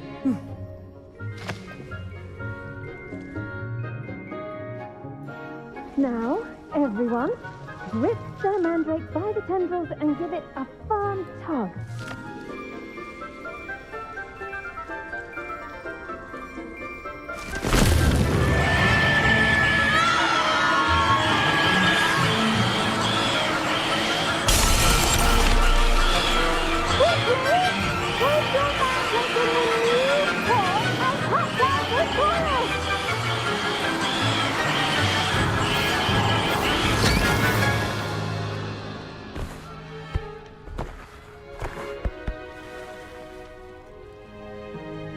The soil should envelop the root like a warm, dirty blanket, putting the mandrake right at ease.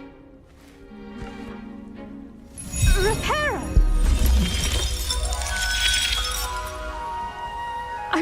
sorry about that.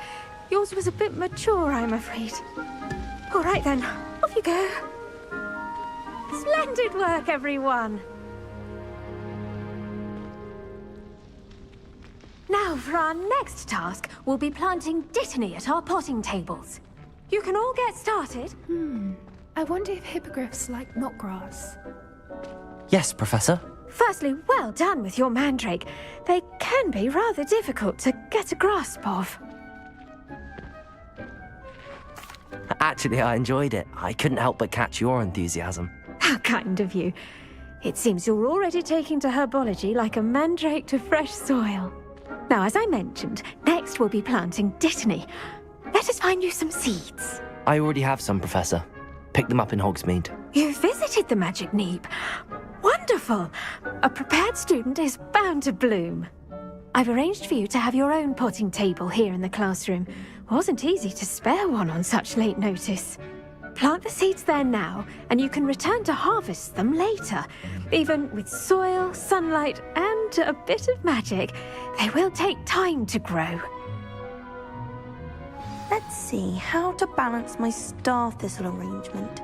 Niffler's fancy or roses?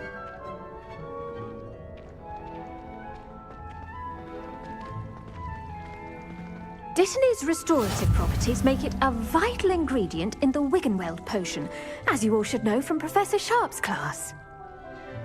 Pardon me, Professor.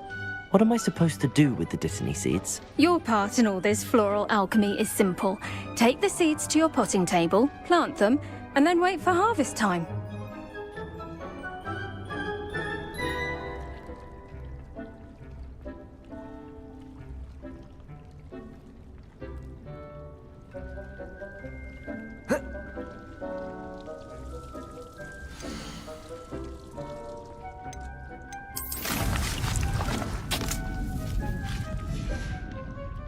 Done! Once it can be harvested, your dittany will be ready to use in Wiggenweld potion. I'll let Professor Sharp tell you about that. Now, what say we branch out? Introduce you to a different sort of flora, the Chinese chomping cabbage. You'll find that some plants are better suited to uses outside of a cauldron. The cabbages do get testy without something to chew. Fortunately, I have a dummy for them to gnaw on. Be a dear and let them have a good chomping. Yes, Professor. They're in the other greenhouse. It's just at the end of the footbridge leading out of this room. Your classmate, Mr. Pruitt, has kindly offered to accompany you. Come back and see me when you're finished. Oh, and mind your fingers. They do bite.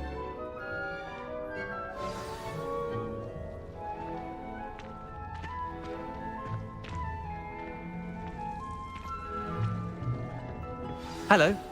Saw you on your way to Hogsmeade the other day. Nice to meet you. I'm Leander. I'll be showing you the Chinese chomping cabbages. Up these stairs will take us there, but you'll lead.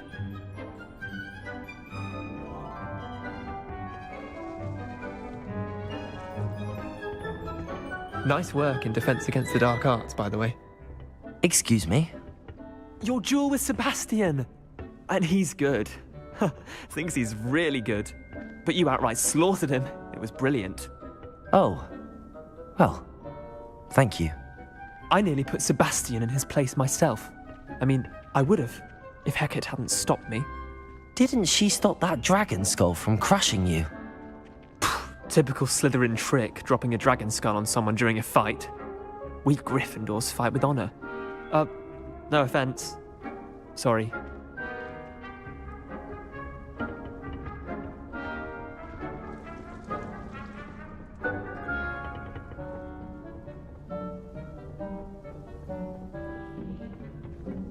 Here we are, home of the Chinese chomping cabbage. Go on, grab a few. Now, see that dummy? Just toss the cabbages at it, and they'll do the rest.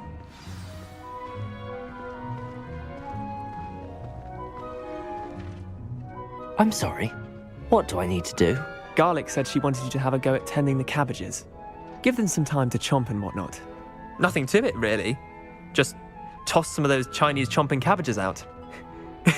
You'll see fairly quickly why we call them that.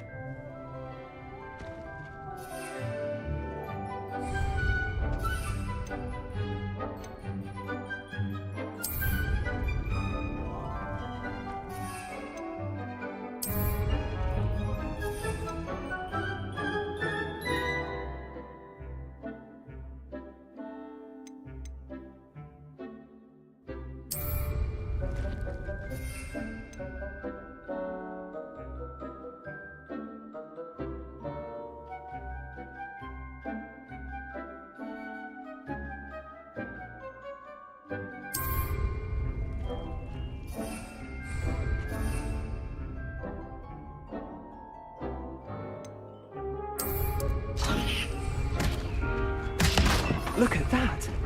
They'll chomp on anything they can get their mouths on. Mum, her garden last year to keep the gnomes out.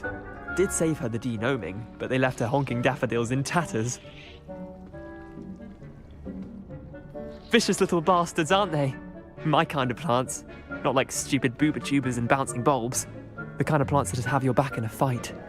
Not saying you can't go it alone, but, well, imagine that wasn't a dummy.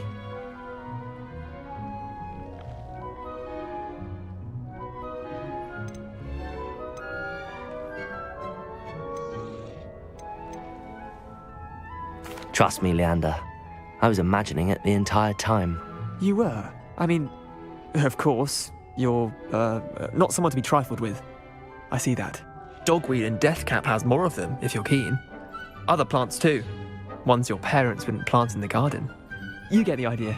Anyway, we probably ought to head back to class. Take your time. I'll see you back in class.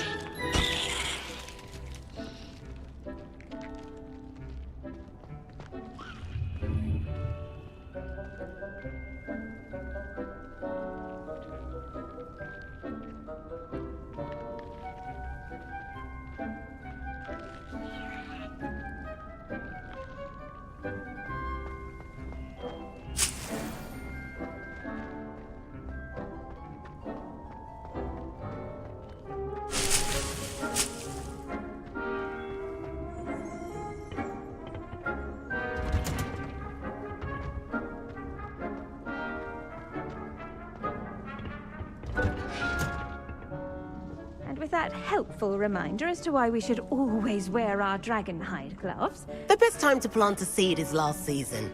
The second best time is now.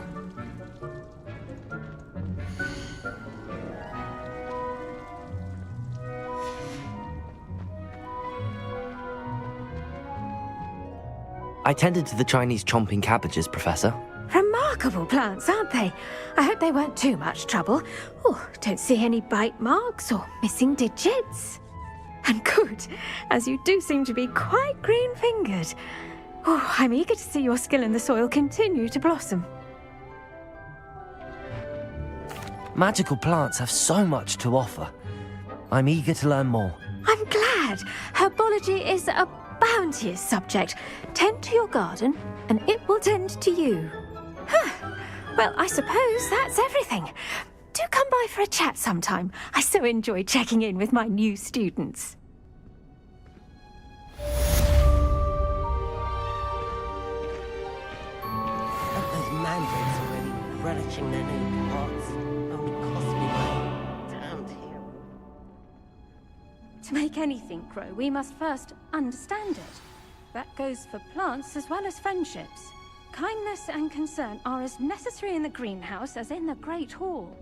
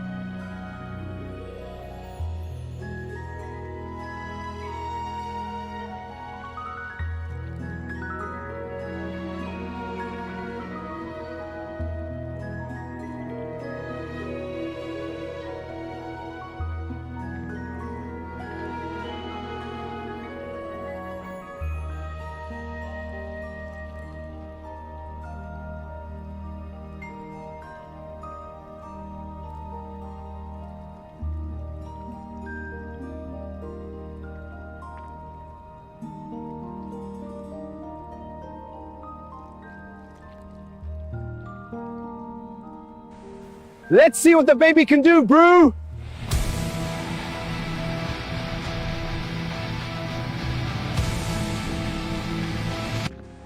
Let's see what the baby can do, brew!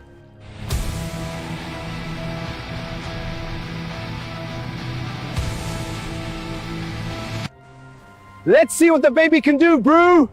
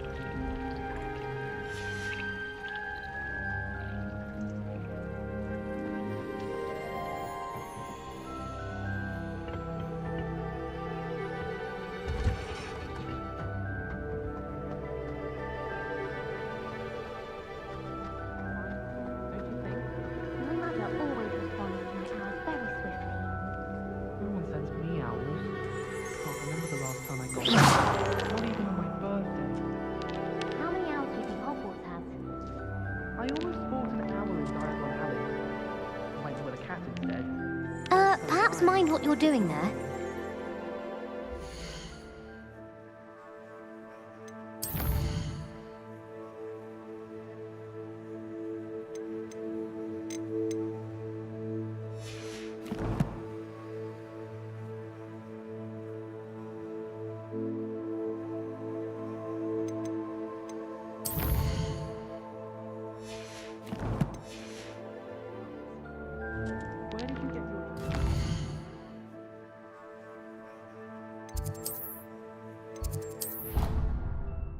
You had.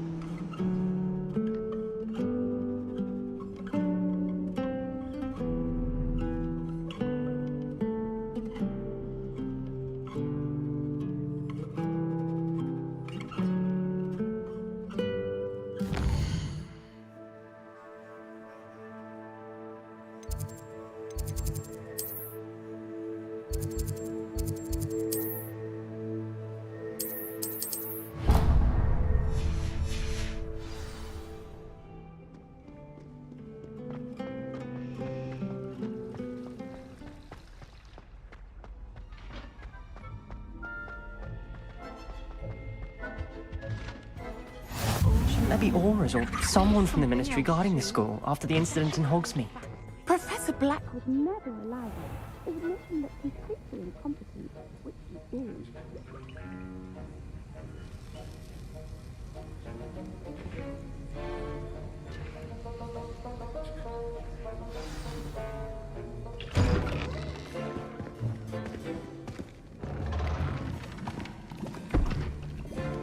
Potions is one of the most challenging and hazardous subjects taught at this school. As fifth years, you will be required to reach new heights of both discipline and intellect. You will begin this term by brewing a Wigan-Weld potion. Mr. Takar, can you tell us why this particular potion might come in handy? Yes, Professor Sharp.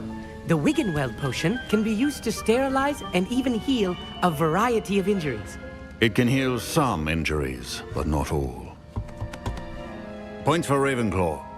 Before today's class is completed, each of you will have brewed a Wigan-Weld potion of your own. You never know when you might need it. Please begin.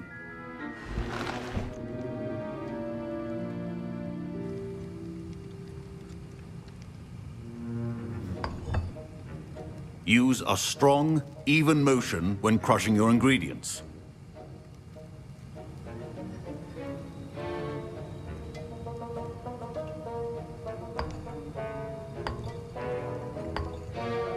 Please be meticulous when adding powder to your potions.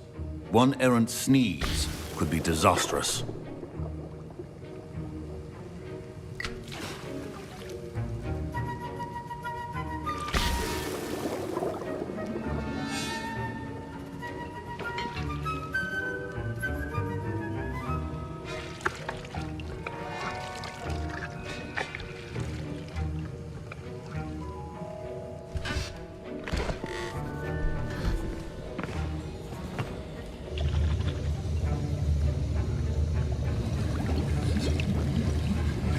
I see most of you have not forgotten how to stir.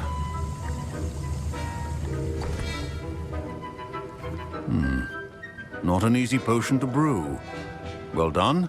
And from what I hear of your recent exploits in Hogsmeade, you'd also do well to practice brewing the defensive Edurus potion. Professor Weasley had you acquire the recipe from J. Pippins, correct? Yes, sir. Good. For the moment, you can find the ingredients you need in my office. But in the future, you'll be expected to provide your own ingredients. Some can be harvested from the plants you grow in your herbology class, and rarer ones can be purchased. Others, however, may be harder to obtain, and will require you to be a bit more resourceful. Come and see me when you've finished brewing, and we'll see if it was skill or luck the first time around.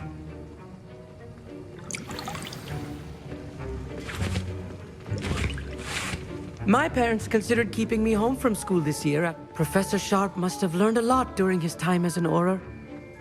I wish he talked about it more.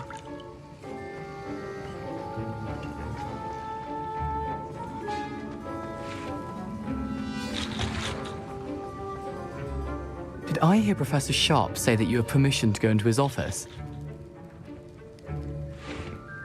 He did say that. He wants me to get more ingredients to brew another potion. Brilliant! You, my friend, have been presented with an extraordinary opportunity. I'm Gareth, by the way. Gareth Weasley. Bit of a prodigy with potions, if I do say so myself. Pleasure to meet you.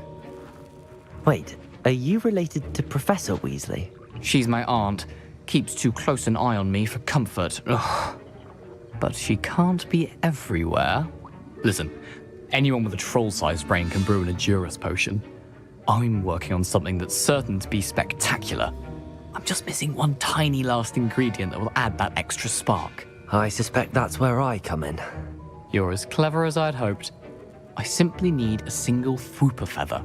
As you'll already be in Sharp's office with his permission, perhaps you could grab it for me. I'll get you the Fwooper feather, as long as you're certain Sharp won't miss it. I assure you he won't. Fwooper feathers aren't that valuable. Wait until you see what I'm brewing. Hurry back to me when you have the feather.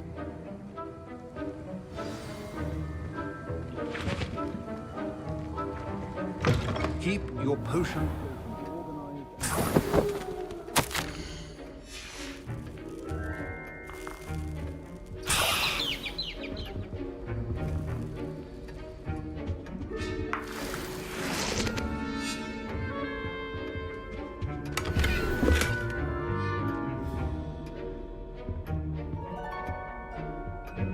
A well-prepared witch or wizard always has a few potions on hand.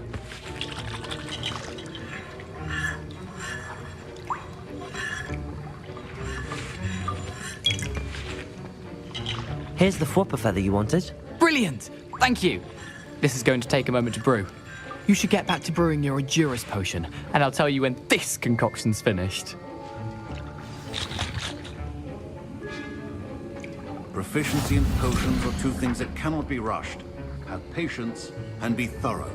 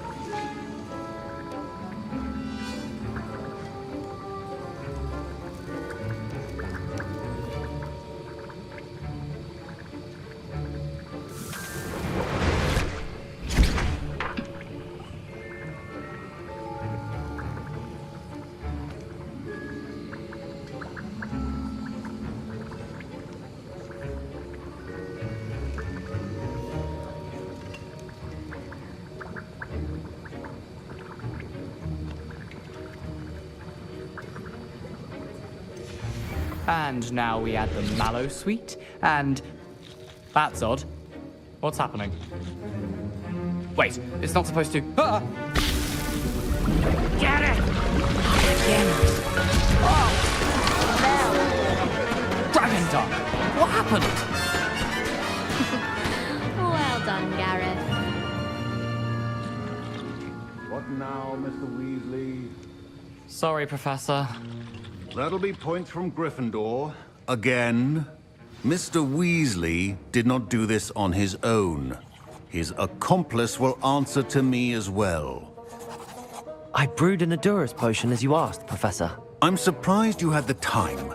You seemed rather busy helping Mr. Weasley brew chaos.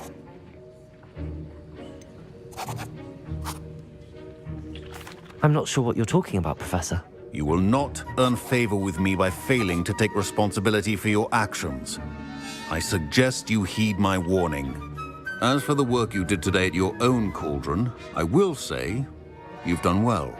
I confess I was skeptical, given the advanced nature of this class and the fact you're a new student. I'm glad I was able to meet your expectations. A rare occurrence. And you do well to remember that you're not a potions master quite yet. In addition to having a solid grasp of how to combine various ingredients, you should gain an understanding of the ingredients themselves. Pay particular attention in herbology. The plants you nurture there are often essential to the potions you brew here. Now, I recommend that you find a safe location in which to practice brewing. You cannot leave a hot cauldron simply anywhere. That'll be all. I think each of us has had enough excitement for one day. Class is dismissed.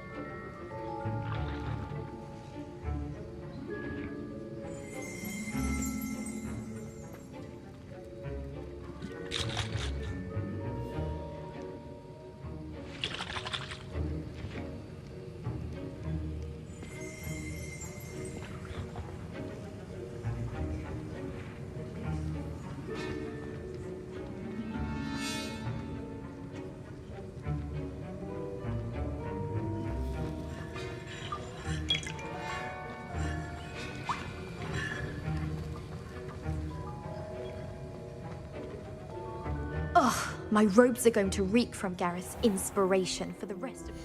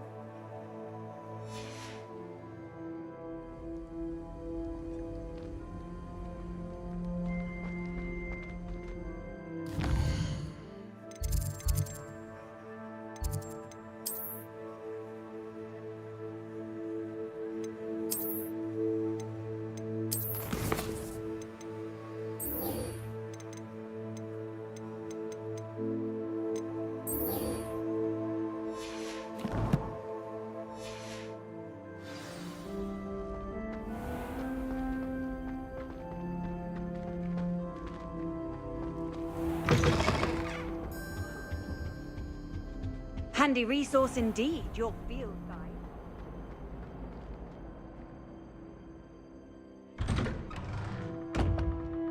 I'd better keep an eye on high places around the school for Zenobia's gobstones.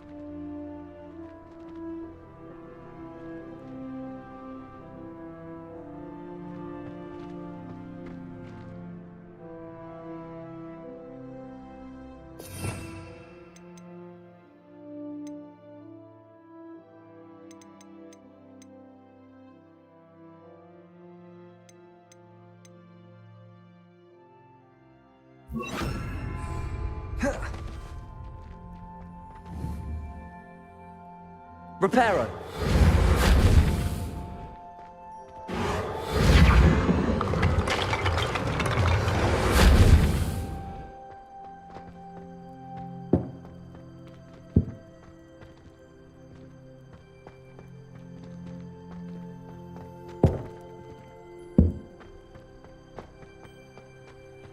Levioso.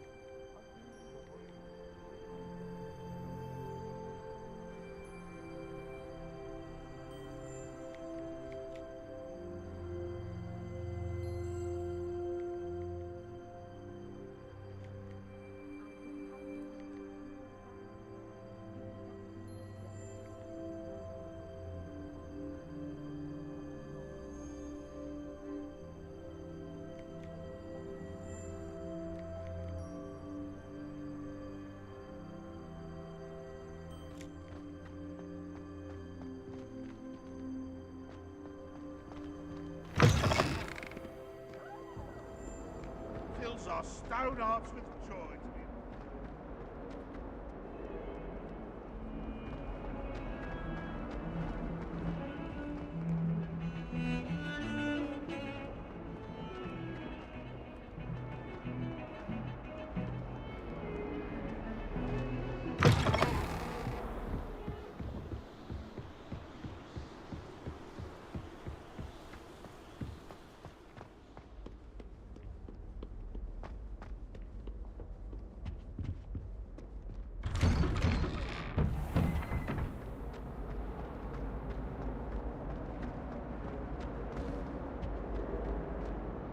Revelio.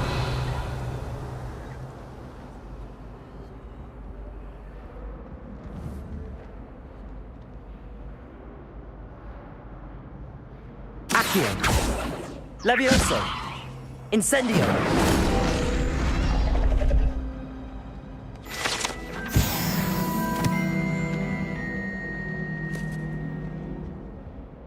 Revelio.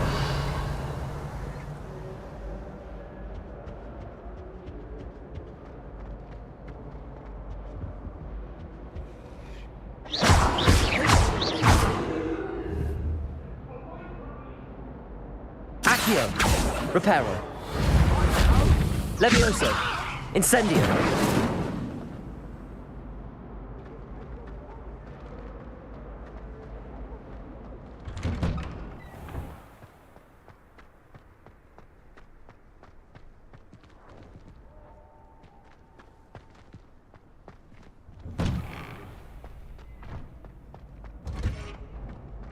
Future champion coming through.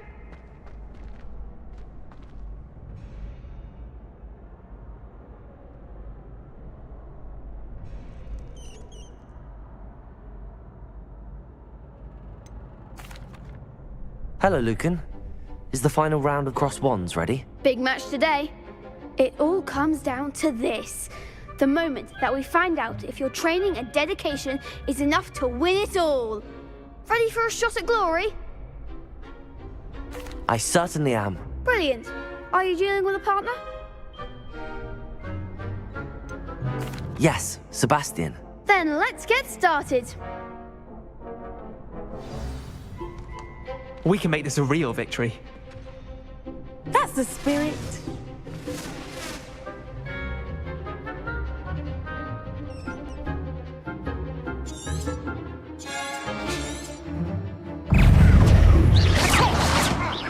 Levioso. Accio. Reparo. Levioso. Confringo. Accio.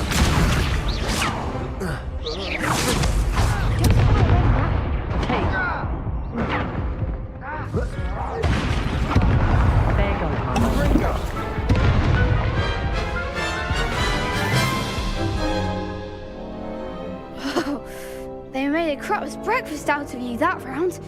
Care to try again?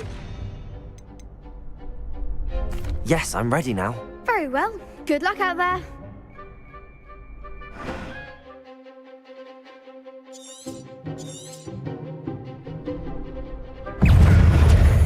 Sendo.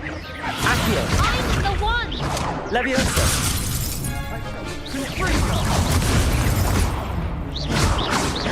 Levioso. Confringo.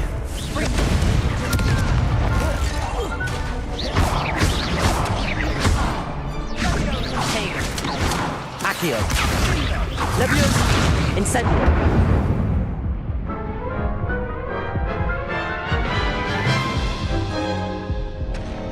Care to try again?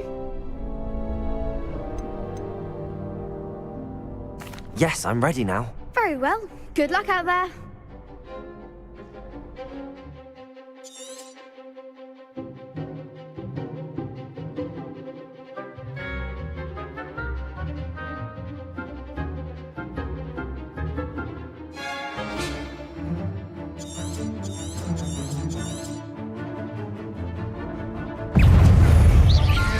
Incendio. You're better than that. Fringo. Accio.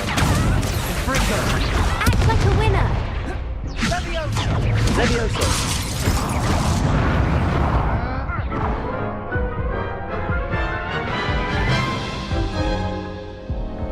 Care to try again? Yes, I'm ready now. Very well. Good luck out there.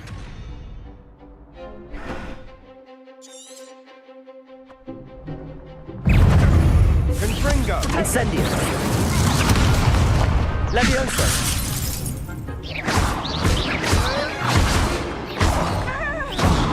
Bego. Incendio.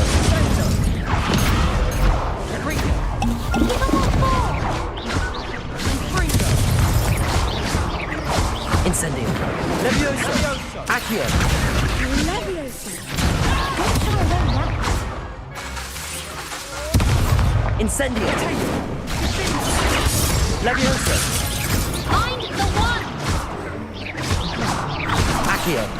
Incendio.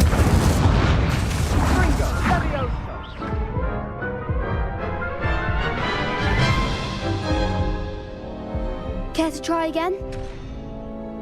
Yes, I'm ready now. Very well. Good luck out there.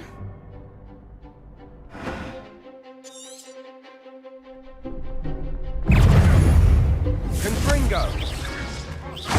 Levioso! Incendio! Is that all you've got? Repel! Levioso! Incendio! Why don't you put me down? I'll make sure you... Care to try again? Yes, I'm ready now. Very well. Good luck out there.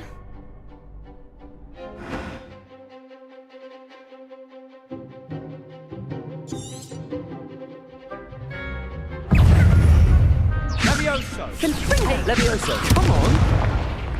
Incendio! Fringo!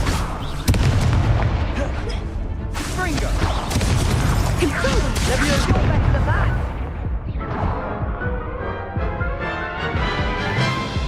I'm still going to report you. Care to try again? Yes, I'm ready now. Very well. Good luck out there.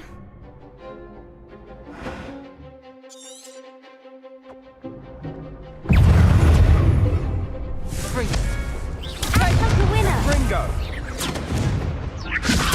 Levioso!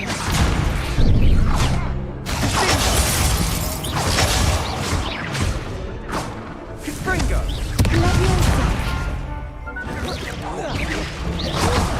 There goes my wager. Levioso! Mind the one! Confringo! Incendio! Give him what for!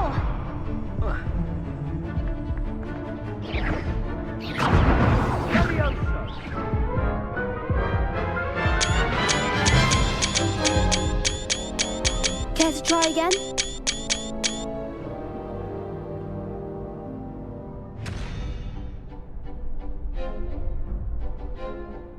Yes, I'm ready now. Very well. Good luck out there.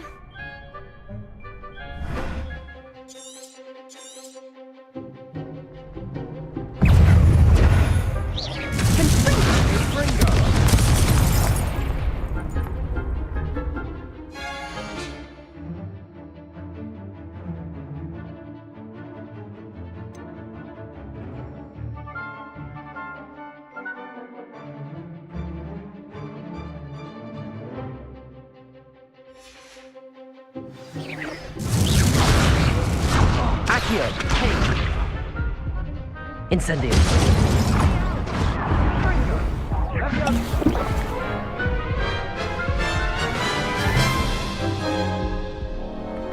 Care to try again?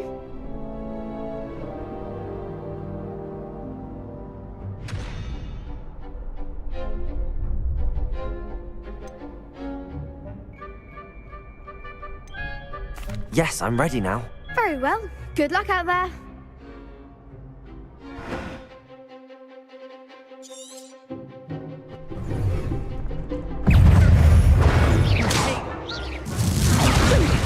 Come on! Incendio! Levioso!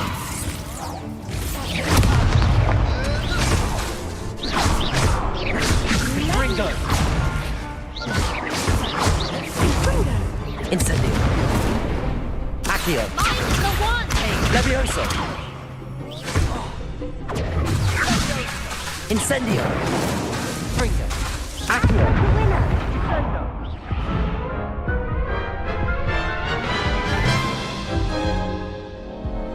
Care to try again?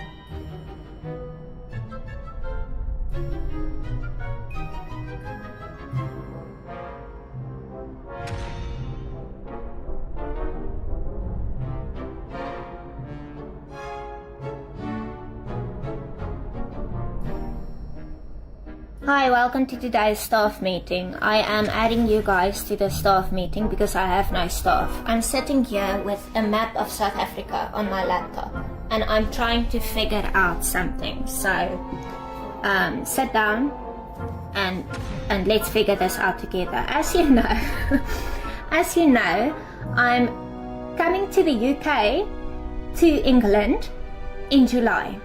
I'm so excited. I still have to figure out what to pack, how to be, what is frowned upon in England that's maybe not frowned upon. Yeah, I don't want to go to England and make South Africa's name hot. No, I want to go there and prove how amazing we are.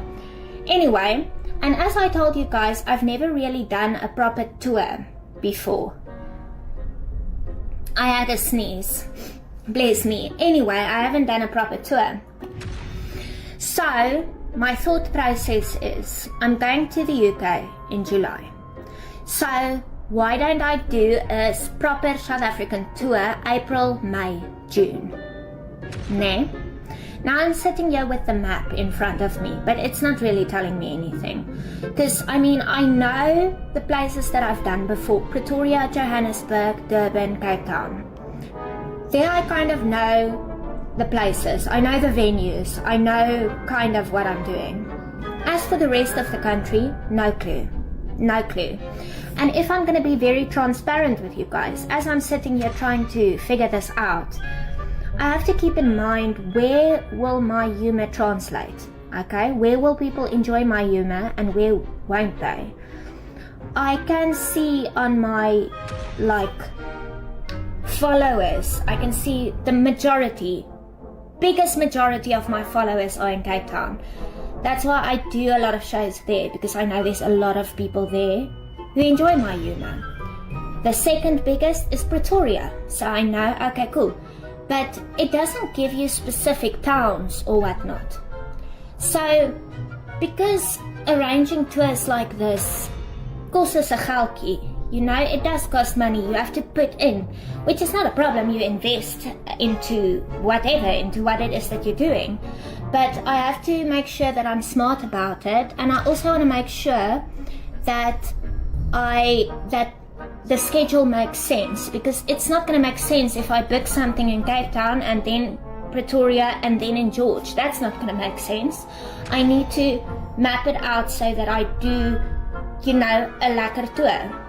So I'm going to need you guys to tell me in the comment sections, where would you like me to do a show? What venues do you think will be fun and amazing to do a show?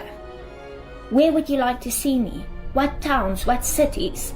So that I can properly start to put this together. I also like to try and make sure that I book stuff around the same area at the same time. For example, if a company wants to, you know, book me to do a keynote speech or whatever.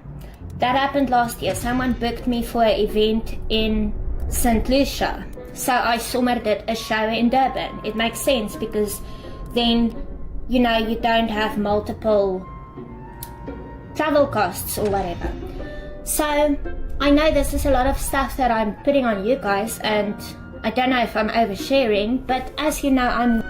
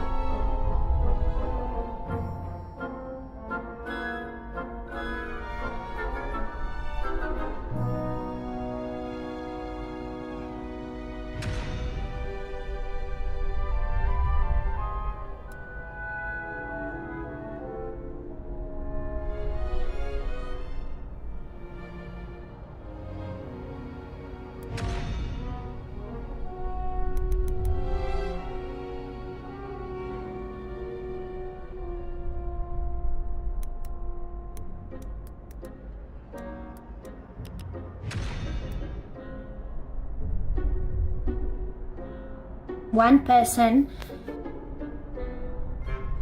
who's just here trying to figure things out. I have my strengths and weaknesses, and a lot of time my weaknesses is surrounding organization because it gets overwhelming. So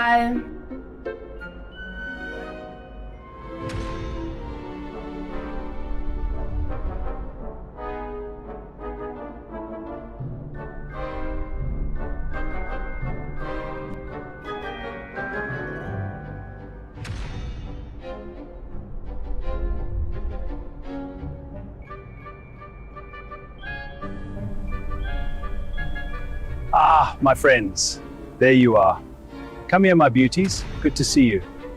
That's it. Good lines.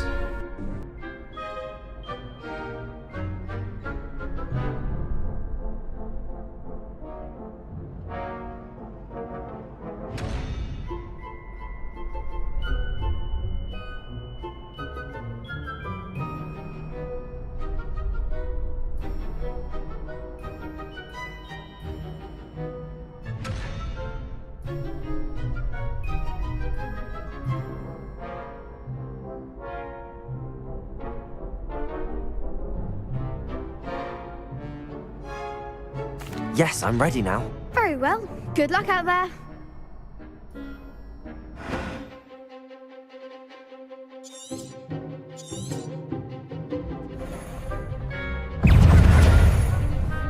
Fringo! Incendio! You're better than that! Levioso! Fringo! Act like a winner.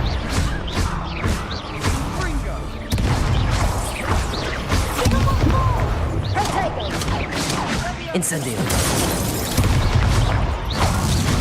Accio! There goes my way.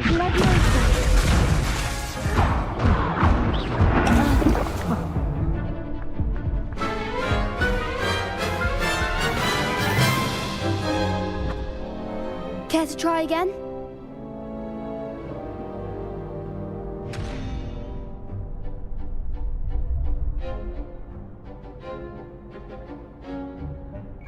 Yes, I'm ready now. Very well. Good luck out there.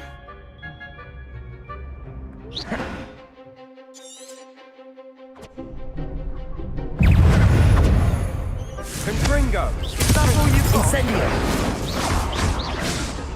Accio. Take Incendio.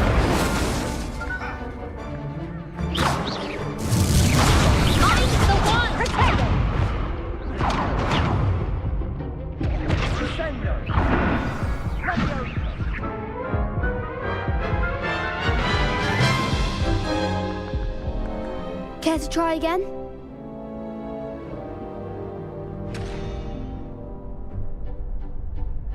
Yes, I'm ready now. Very well. Good luck out there.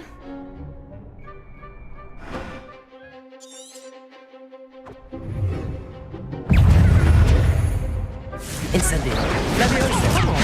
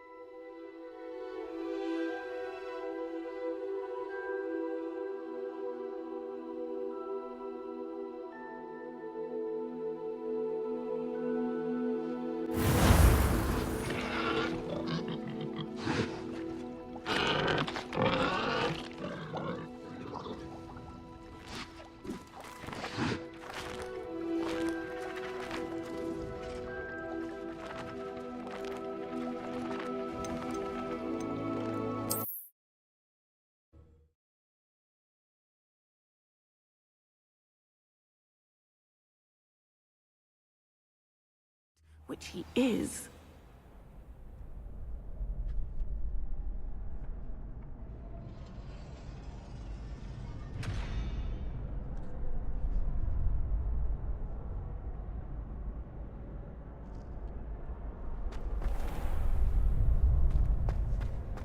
Future champion coming through.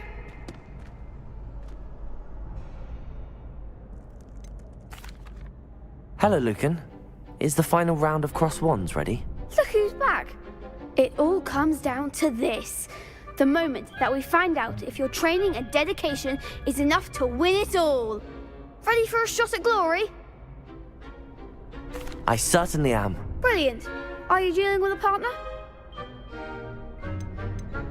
Yes, Natty. Then let's get started. We can make this a real victory. That's the spirit.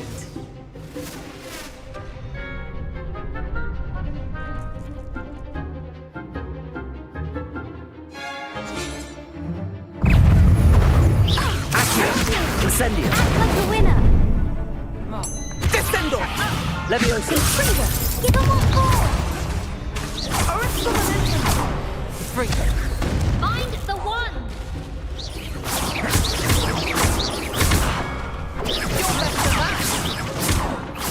Leviosa.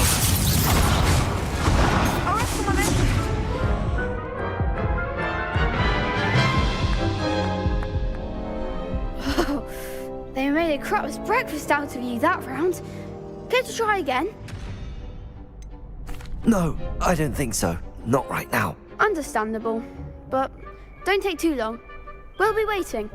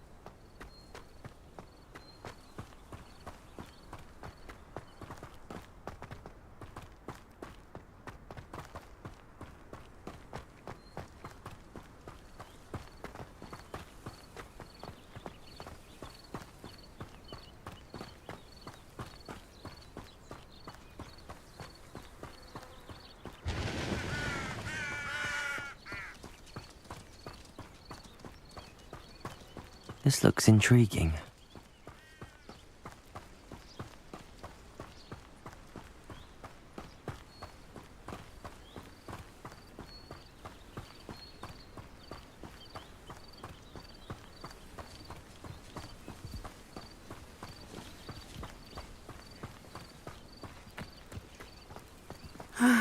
It is good to see you, my friend. Hello, Natty. How are you? I hope you've recovered from our rather eventful trip to Hogsmeade. I am well, but I have been worried about you, my friend.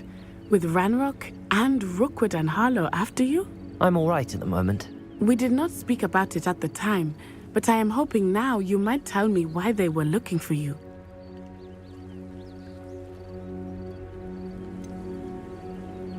I've never met Rookwood or Harlow. Perhaps they mistook me for another student. A bit odd. The two of them pursuing a Hogwarts student so intently. But whatever the reason, you were clearly in danger. For now, it is safe to say that Rookwood and Harlow are a threat to both of us, to all of us. Which is why I wanted to speak to you. I realized something that day in Hogsmeade. You displayed such courage fighting that troll, and Serona wasn't intimidated one bit by Rookwood and Harlow. Both of you have inspired me to take a stand of my own. What sort of stand?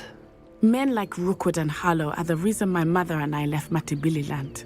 I am not going to sit by and watch them destroy my new home.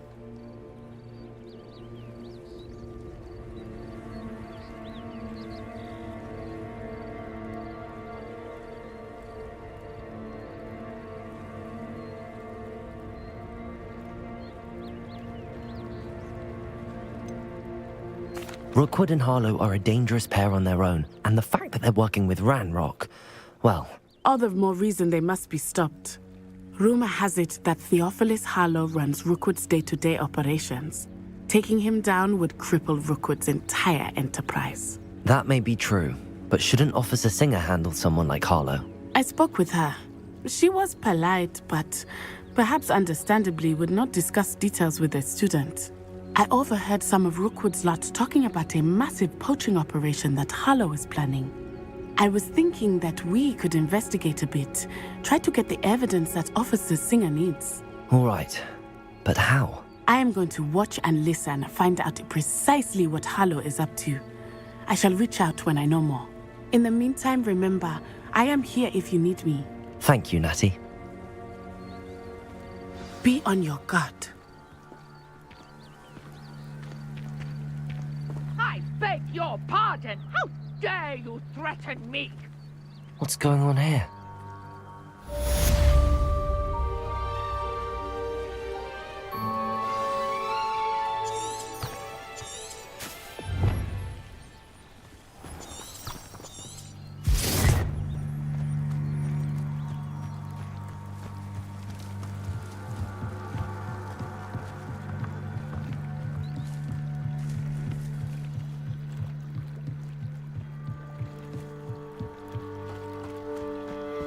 They must have come this way. Think! I've no idea who it is you think I might have seen. I've been busy with my research. I do not have time to... Victor Rookwood don't give a doxy's nip back your time. Oi! Speak of the devil. Mr. Rookwood would like a word with you. A student? You can't be... Enough out of you. Leave her alone. Stupefy!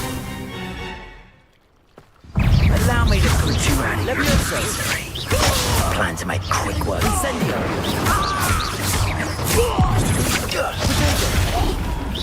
This is humiliating.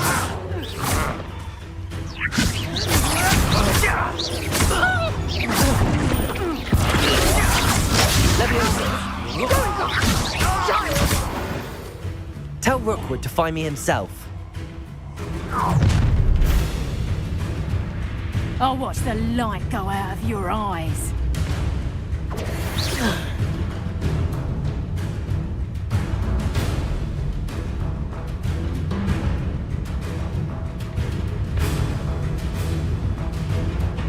Get over here, you! Take up! We can hurt them all!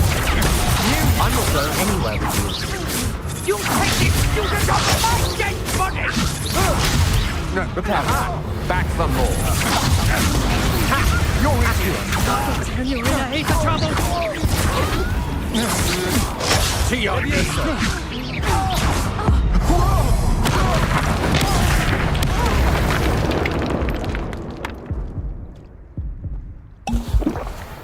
What on earth just happened? I've never been accosted in such a manner, and so close to Hogwarts.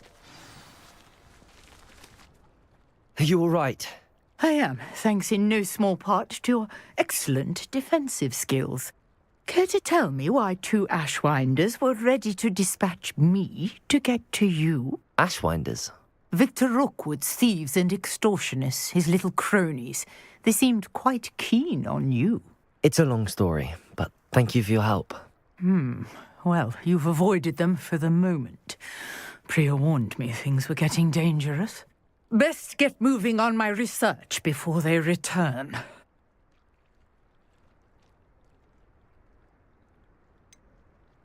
You mentioned someone named Priya. Yes, my wife. She's the one who piqued my interest in Merlin. Gave me a book when we were students at Hogwarts.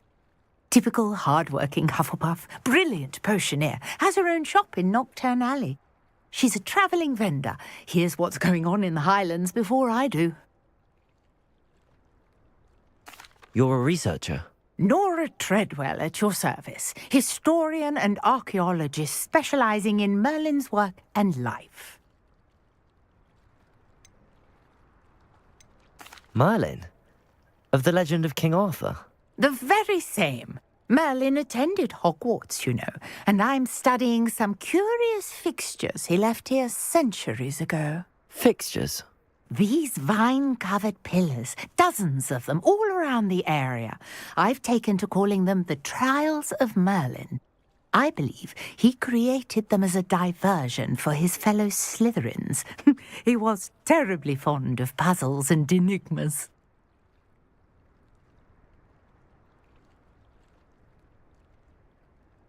I can see why you're so interested in Merlin. I'd be keen to know more about the trials. Well then, I'll let you in on a little secret. No one has yet managed to figure out how they work. But I believe I have just unlocked a crucial clue. I suspect that Mallowsweet is an important component in getting the trials to work. Mallowsweet?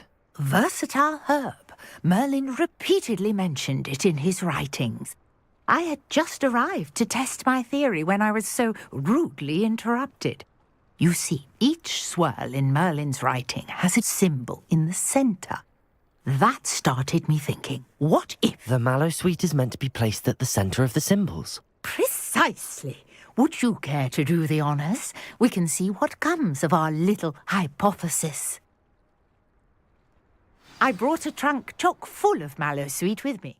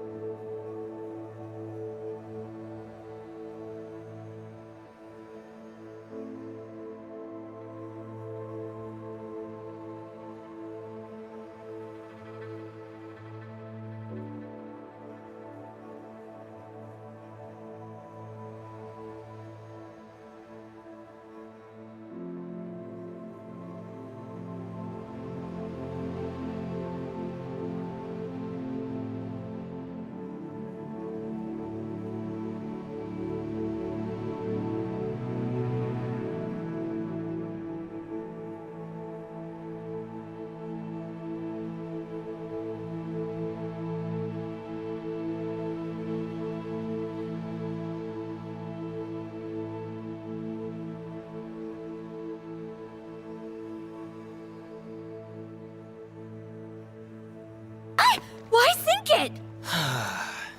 If we take just everything, it means we're no better than they are.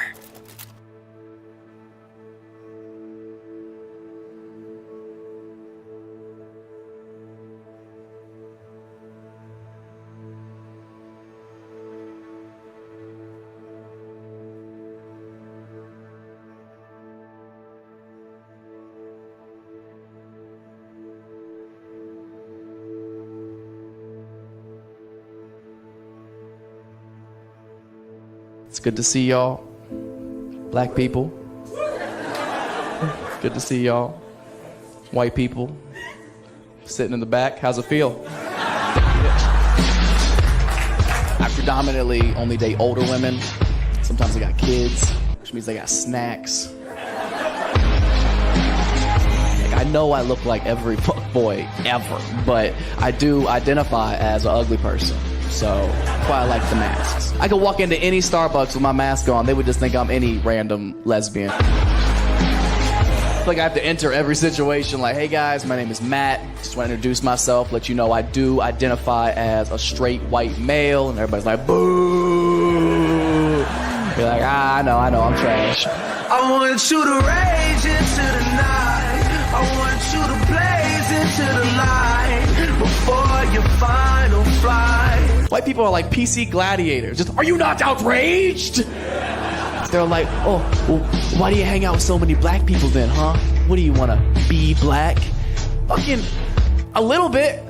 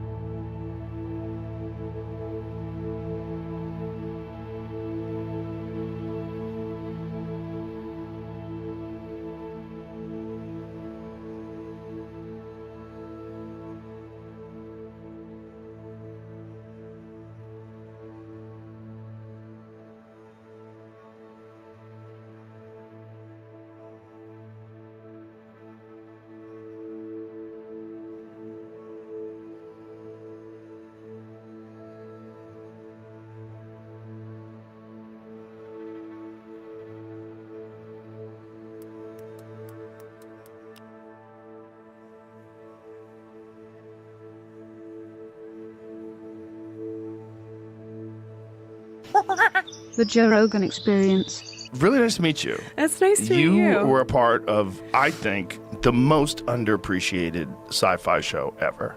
I think at the time, absolutely. I mean, even now, I don't think people talk about it enough. It was a fucking great show. Yeah. And I was so skeptical about Battlestar Galactica because when I was a kid, I watched the original series. And then there was a new one coming out.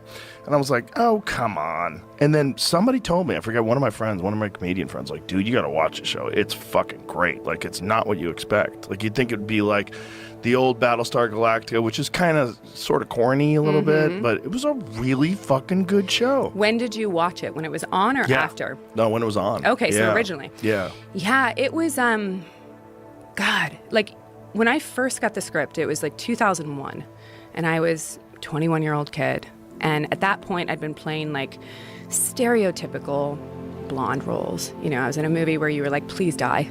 You know, like, I was that girl, you know? And so I knew that if I could change my career, I needed to change it. And I saw this script.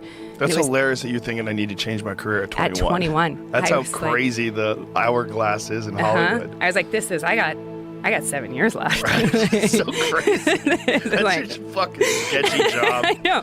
And so I was like, what am I going to do, right? And I saw this script, and Ron Moore had put an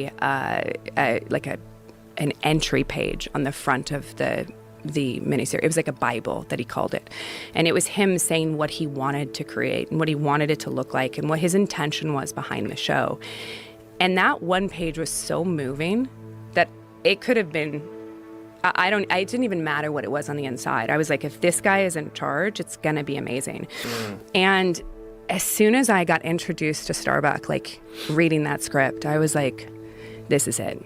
Like, this is the character that if I can book this character, like, it will change the way that people see me in this business. And granted, I was 21. People were not talking about me. And you know, I'd been working for 5 years at that point and pretty steadily. Like, I had a good career going, but like, I was not someone that like people called home about yet. I was on the list, you know, but that show changed everything.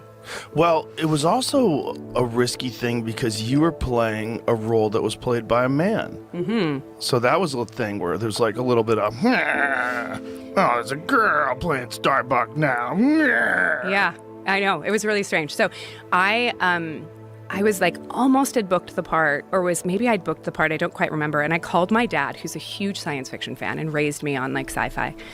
And I was like, I booked this job. And he was like, that's amazing. What is it? And I said, Battlestar Galactica. And he went, oh my God, that's great. I watched that when I was, younger. And he was like, who are you playing? And I said, Starbuck. And he was like, oh, fuck. You need to go watch this. And I was like, okay, all right. So I like tromps on down to, Blockbuster Video, and I rent the VHS, maybe the DVDs. I don't remember what it was. And I'm sitting on the couch with a girlfriend, and we like opened a bottle of wine, and we're like watching this to like be like, okay, what's my dad talking about? And at some point she looked at me and they were like talking about Starbuck, and I was like, that's so weird. We must have missed her. Where is she? Oh, that's funny. And we rewound it a little bit, and I was like, oh crap. It's a guy. And then I turned it off and I never watched it again because I knew that in that moment it wasn't the same character. It's not the same show. It's not the same show. It's kind of crazy that they did that because they made a way better show about a show that was just kind of nostalgic. It was. I mean, it really only existed for a year, I think. And then they had like a movie or two afterwards. But it was a very short-lived show. And I always find it absolutely amazing. Ron Moore is a genius, by the way. Like, he's absolutely, to be a fly on the wall of that brain would probably just explode in my head. But the fact that he saw what he saw and led the charge on that show and brought the people on board that he did that had the same vision, if not, hire people that are better than you, and so he hired people that added to the vision that he wanted to create. And the fact that he saw that from the original was pretty amazing. Yeah, kind of crazy. Because Yeah. the original show was basically a ripoff of Star Wars. It was. They were just trying to make a Star Wars TV show. I think so. I mean, I think that, Starbuck was Han Solo. Right. Right? Right. And the yeah. Cylons were kind of like stormtroopers. They like were. robot stormtroopers. It was pretty, yeah, exactly. Yeah. I don't know who Daggett the dog was. No, I don't know. I mean, what they did was, they took like they said like, I see what you were trying to do, but this could be a real show. Yeah. I mean, and it came out in a time where science fiction was allowed to be incredibly topical. And it was always dismissed as, oh, that's just science fiction. Right. It's not real. Right. So Battlestar was allowed to talk about controversial things that were happening currently in the environment and in our country and abroad. And it was allowed to do so because everybody just dismissed it as sci-fi. And so it's incredibly moving, the show, and people identify with it. The thing that I hear the most about the show, I mean, maybe not the most, but one of the things is when I go to sci-fi conventions, someone will inevitably come up with a DVD box that is just beat to shit. It's dirty. It's like they don't even know if the DVDs play anymore. And they're like, this came with me when I was, stationed in Afghanistan or Iraq, and it passed through the entire barracks and it got us through. Thank you. And that to me is really amazing, that a fictional show about people searching for Earth can be so important and relevant to people that are in the military, it says something for the writing. Well, people need an escape, and that's one of the things, like, entertainment is dismissed, especially like fantasy entertainment, like sci-fi. It's dismissed as being nonsense, but escape is not nonsense. It's actually like brain medicine. Like, you need it. You need a little escape. Of course you do. And especially if, like, it's escape that's also inspirational and interesting and fascinating, it occupies your mind and it frees you up. If you're in the middle of a fucking war zone and you can take some entertainment value out of a television show that's about robots that are trying to kill everybody. Yeah. It's like very valuable. Some of the hardest moments in my life, current and in the past, that I've been able to get through them because of television and film. Not because like I'm in it. Yes, the fantasy of going to work and being somebody else absolutely takes you out of your own skin for a second. But like, going through the health struggles with our daughter, watching TV with her completely transports you to a different place. Right. I mean, we can all do that. We can all relate to that. So, yeah. I mean, you can get too much of it in your life where you're just wasting your life away, but as a supplement to of life, course. I think that entertainment is very important. Yeah. So when you decided to take the role of Starbuck, was there any actual backlash where people were like, this should be a guy? Yeah, there was. There was? The first time we went to Comic-Con in San Diego. Oh, those nerds. They had us in Hall H, and I was booed. Shut up. I was booed. It was pretty... no way. Yeah, so I had learned... Because the internet did not exist yet, mind you. It was like brand new. Right. You had to go down to the internet cafe, buy 30 minutes, By the way, log how crazy on. is that to say? Yeah, right? That Right? the internet That wasn't didn't that long exist. ago. No, 2003 we were shooting. That's crazy. Isn't that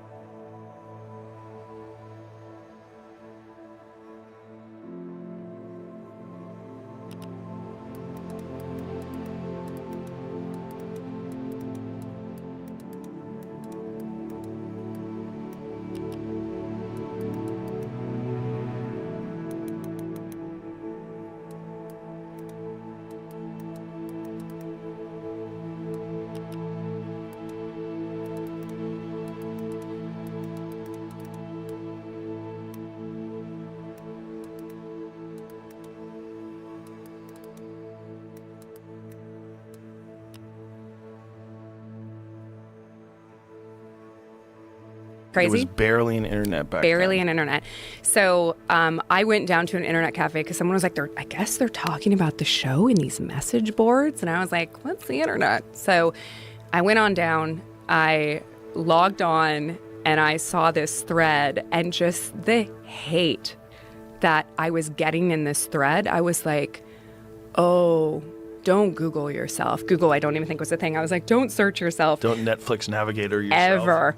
And then, we went to Comic-Con and I was booed, and I think it upset me a little bit. I think it did. I would be lying if I said it didn't upset me. But luckily, there were enough people that were championing the show that I really didn't pay any mind of it. And I was also in that age where it was the perfect age. I mean, I think now it would probably break me. But at 23, it was like the blissful ignorance of youth, like I didn't think the show would last anyway. So it was like, Right. whatever, like not a big deal, just a blip on the radar. Like I'm in Hall H, Right. And then I think that it slowly started winning people over.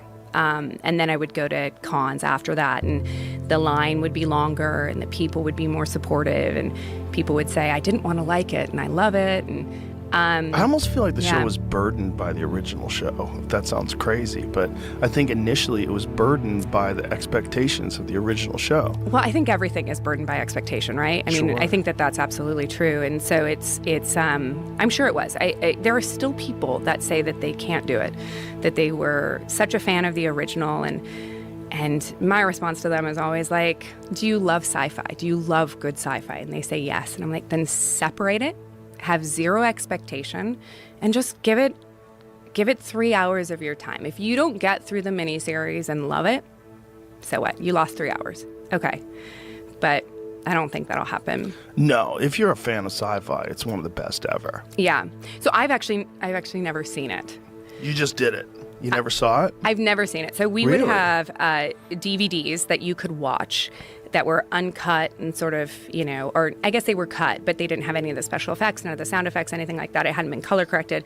And I would watch them just to sort of like keep track of where Starbuck was. Because in film, you a lot of times shoot out of order. Right. So I just wanted to know, okay, so in her story, she was here, but I didn't watch anybody else's stuff. I would just fast forward through it. And so my husband and I was like, we should do a Battlestar rewatch because I've heard it's good.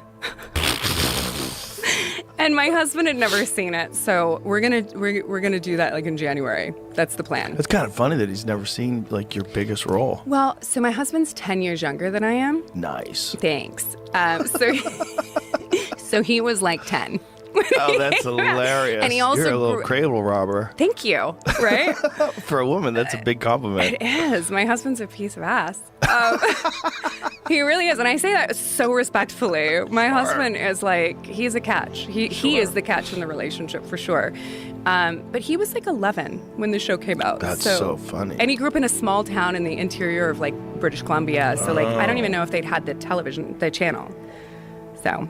Yeah, it was on Sci-Fi, right? Yeah. And the thing is, Sci-Fi at the time was nothing. Like, nobody paid attention to it. Battlestar Galactica was the reason why Sci-Fi got put on the map. I think so. I think like maybe didn't they have Stargate? Oh, I don't know. It didn't matter. I think they might have had like one or I'm two sure other they had shows. some stuff, but nobody yeah. cared about it. There was no good shows. No disrespect. No, there were definitely. I think it was definitely the show that put it on, like the. I mean, my God, I so many people tell me that Battlestar Galactica sort of like blew the ceiling off of what sci-fi could be. Yeah, and really because opened a lot of doors. Well, it made it very different in that it did it sort of like The Sopranos or like these episodics where you have a show where you're following a long storyline. So it's like a long movie as opposed to the original Battlestar Galactica, which is like every other television show back then. It was just kind of like empty. It was also junk like food. The 80s, right? Yeah. Or no, it wasn't even the 80s. It was 79. It was the 70s, yeah. Because I wasn't born. Literally right after right after Star Wars. Yeah. Like Star Wars had become popular, and they're like, how do we capitalize on Star Wars? We'll have our own space battle thing. Yeah. Well, that was sort of the thing back then, By right? Is your that command. Yeah, it was cool. It was cool. I loved it when I was a little kid, but what did you love about it? Oh, it was just I loved anything sci-fi, so it was like it was just fun, and it was also like perfect for the sensibilities of the '70s and the '80s. It was just simple, and it was like there was the cocky guy Starbuck, and the other sensible guy, and the good cop bad cop thing. It was a lot of fun. Did you identify with the kid in it? No, not at all. No, I just liked it. I just liked the show, but I really remember being very reluctant to watch the remake. I was just like, get the fuck out of here. They're not redoing Battlestar Galactica. But so many people were saying, no, dude, it's so different. It's a really good show. And it's also today in this current climate of, we are literally about to see AI become a life force. And it's kind of, it's very relevant today. You go back and watch it today, like how deceptive it would be if you had a robot that was very lifelike and knew exactly what you wanted to hear, and like the blonde lady, the blonde Trisha robot, Helfer, the evil number 6. Whew. Yeah, she was good. So we got so much shit in the beginning of that. I remember the controversy because she snapped a baby's neck in that opening sequence of which was people were like, you can't show that on TV, and it was I remember people just having such a terrible problem with that. It was awful. But if you looked at it from her perspective, she was actually saving it in a way of going through what it was about to go through, because they destroyed Earth. So she, in her Cylon mind, was showing compassion. Duh. Yeah, crazy.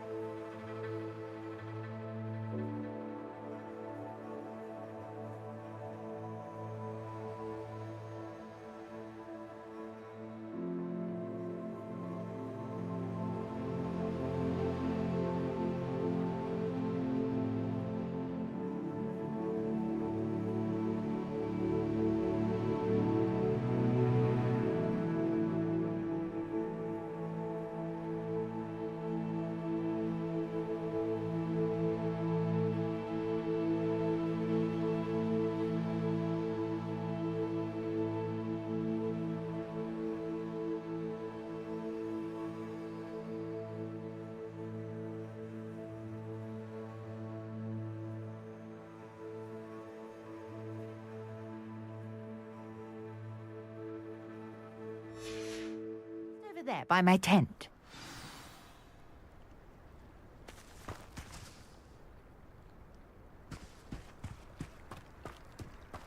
This trunk? Yes, take plenty, even if you already have some. I have the mallow sweet. Lovely. Now, notice the vines on these pillars here, as well as a stone swell on the ground. Each trial has these features. Place the mallow sweet on the swell, and we'll see what happens.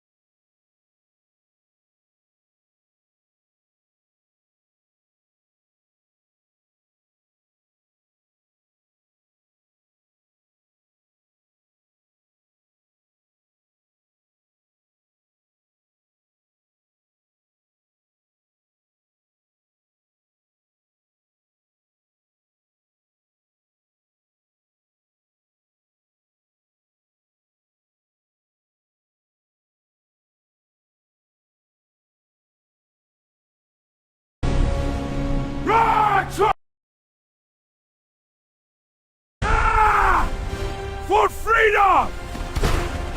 Open my way, you wee beasties! You can't stop me!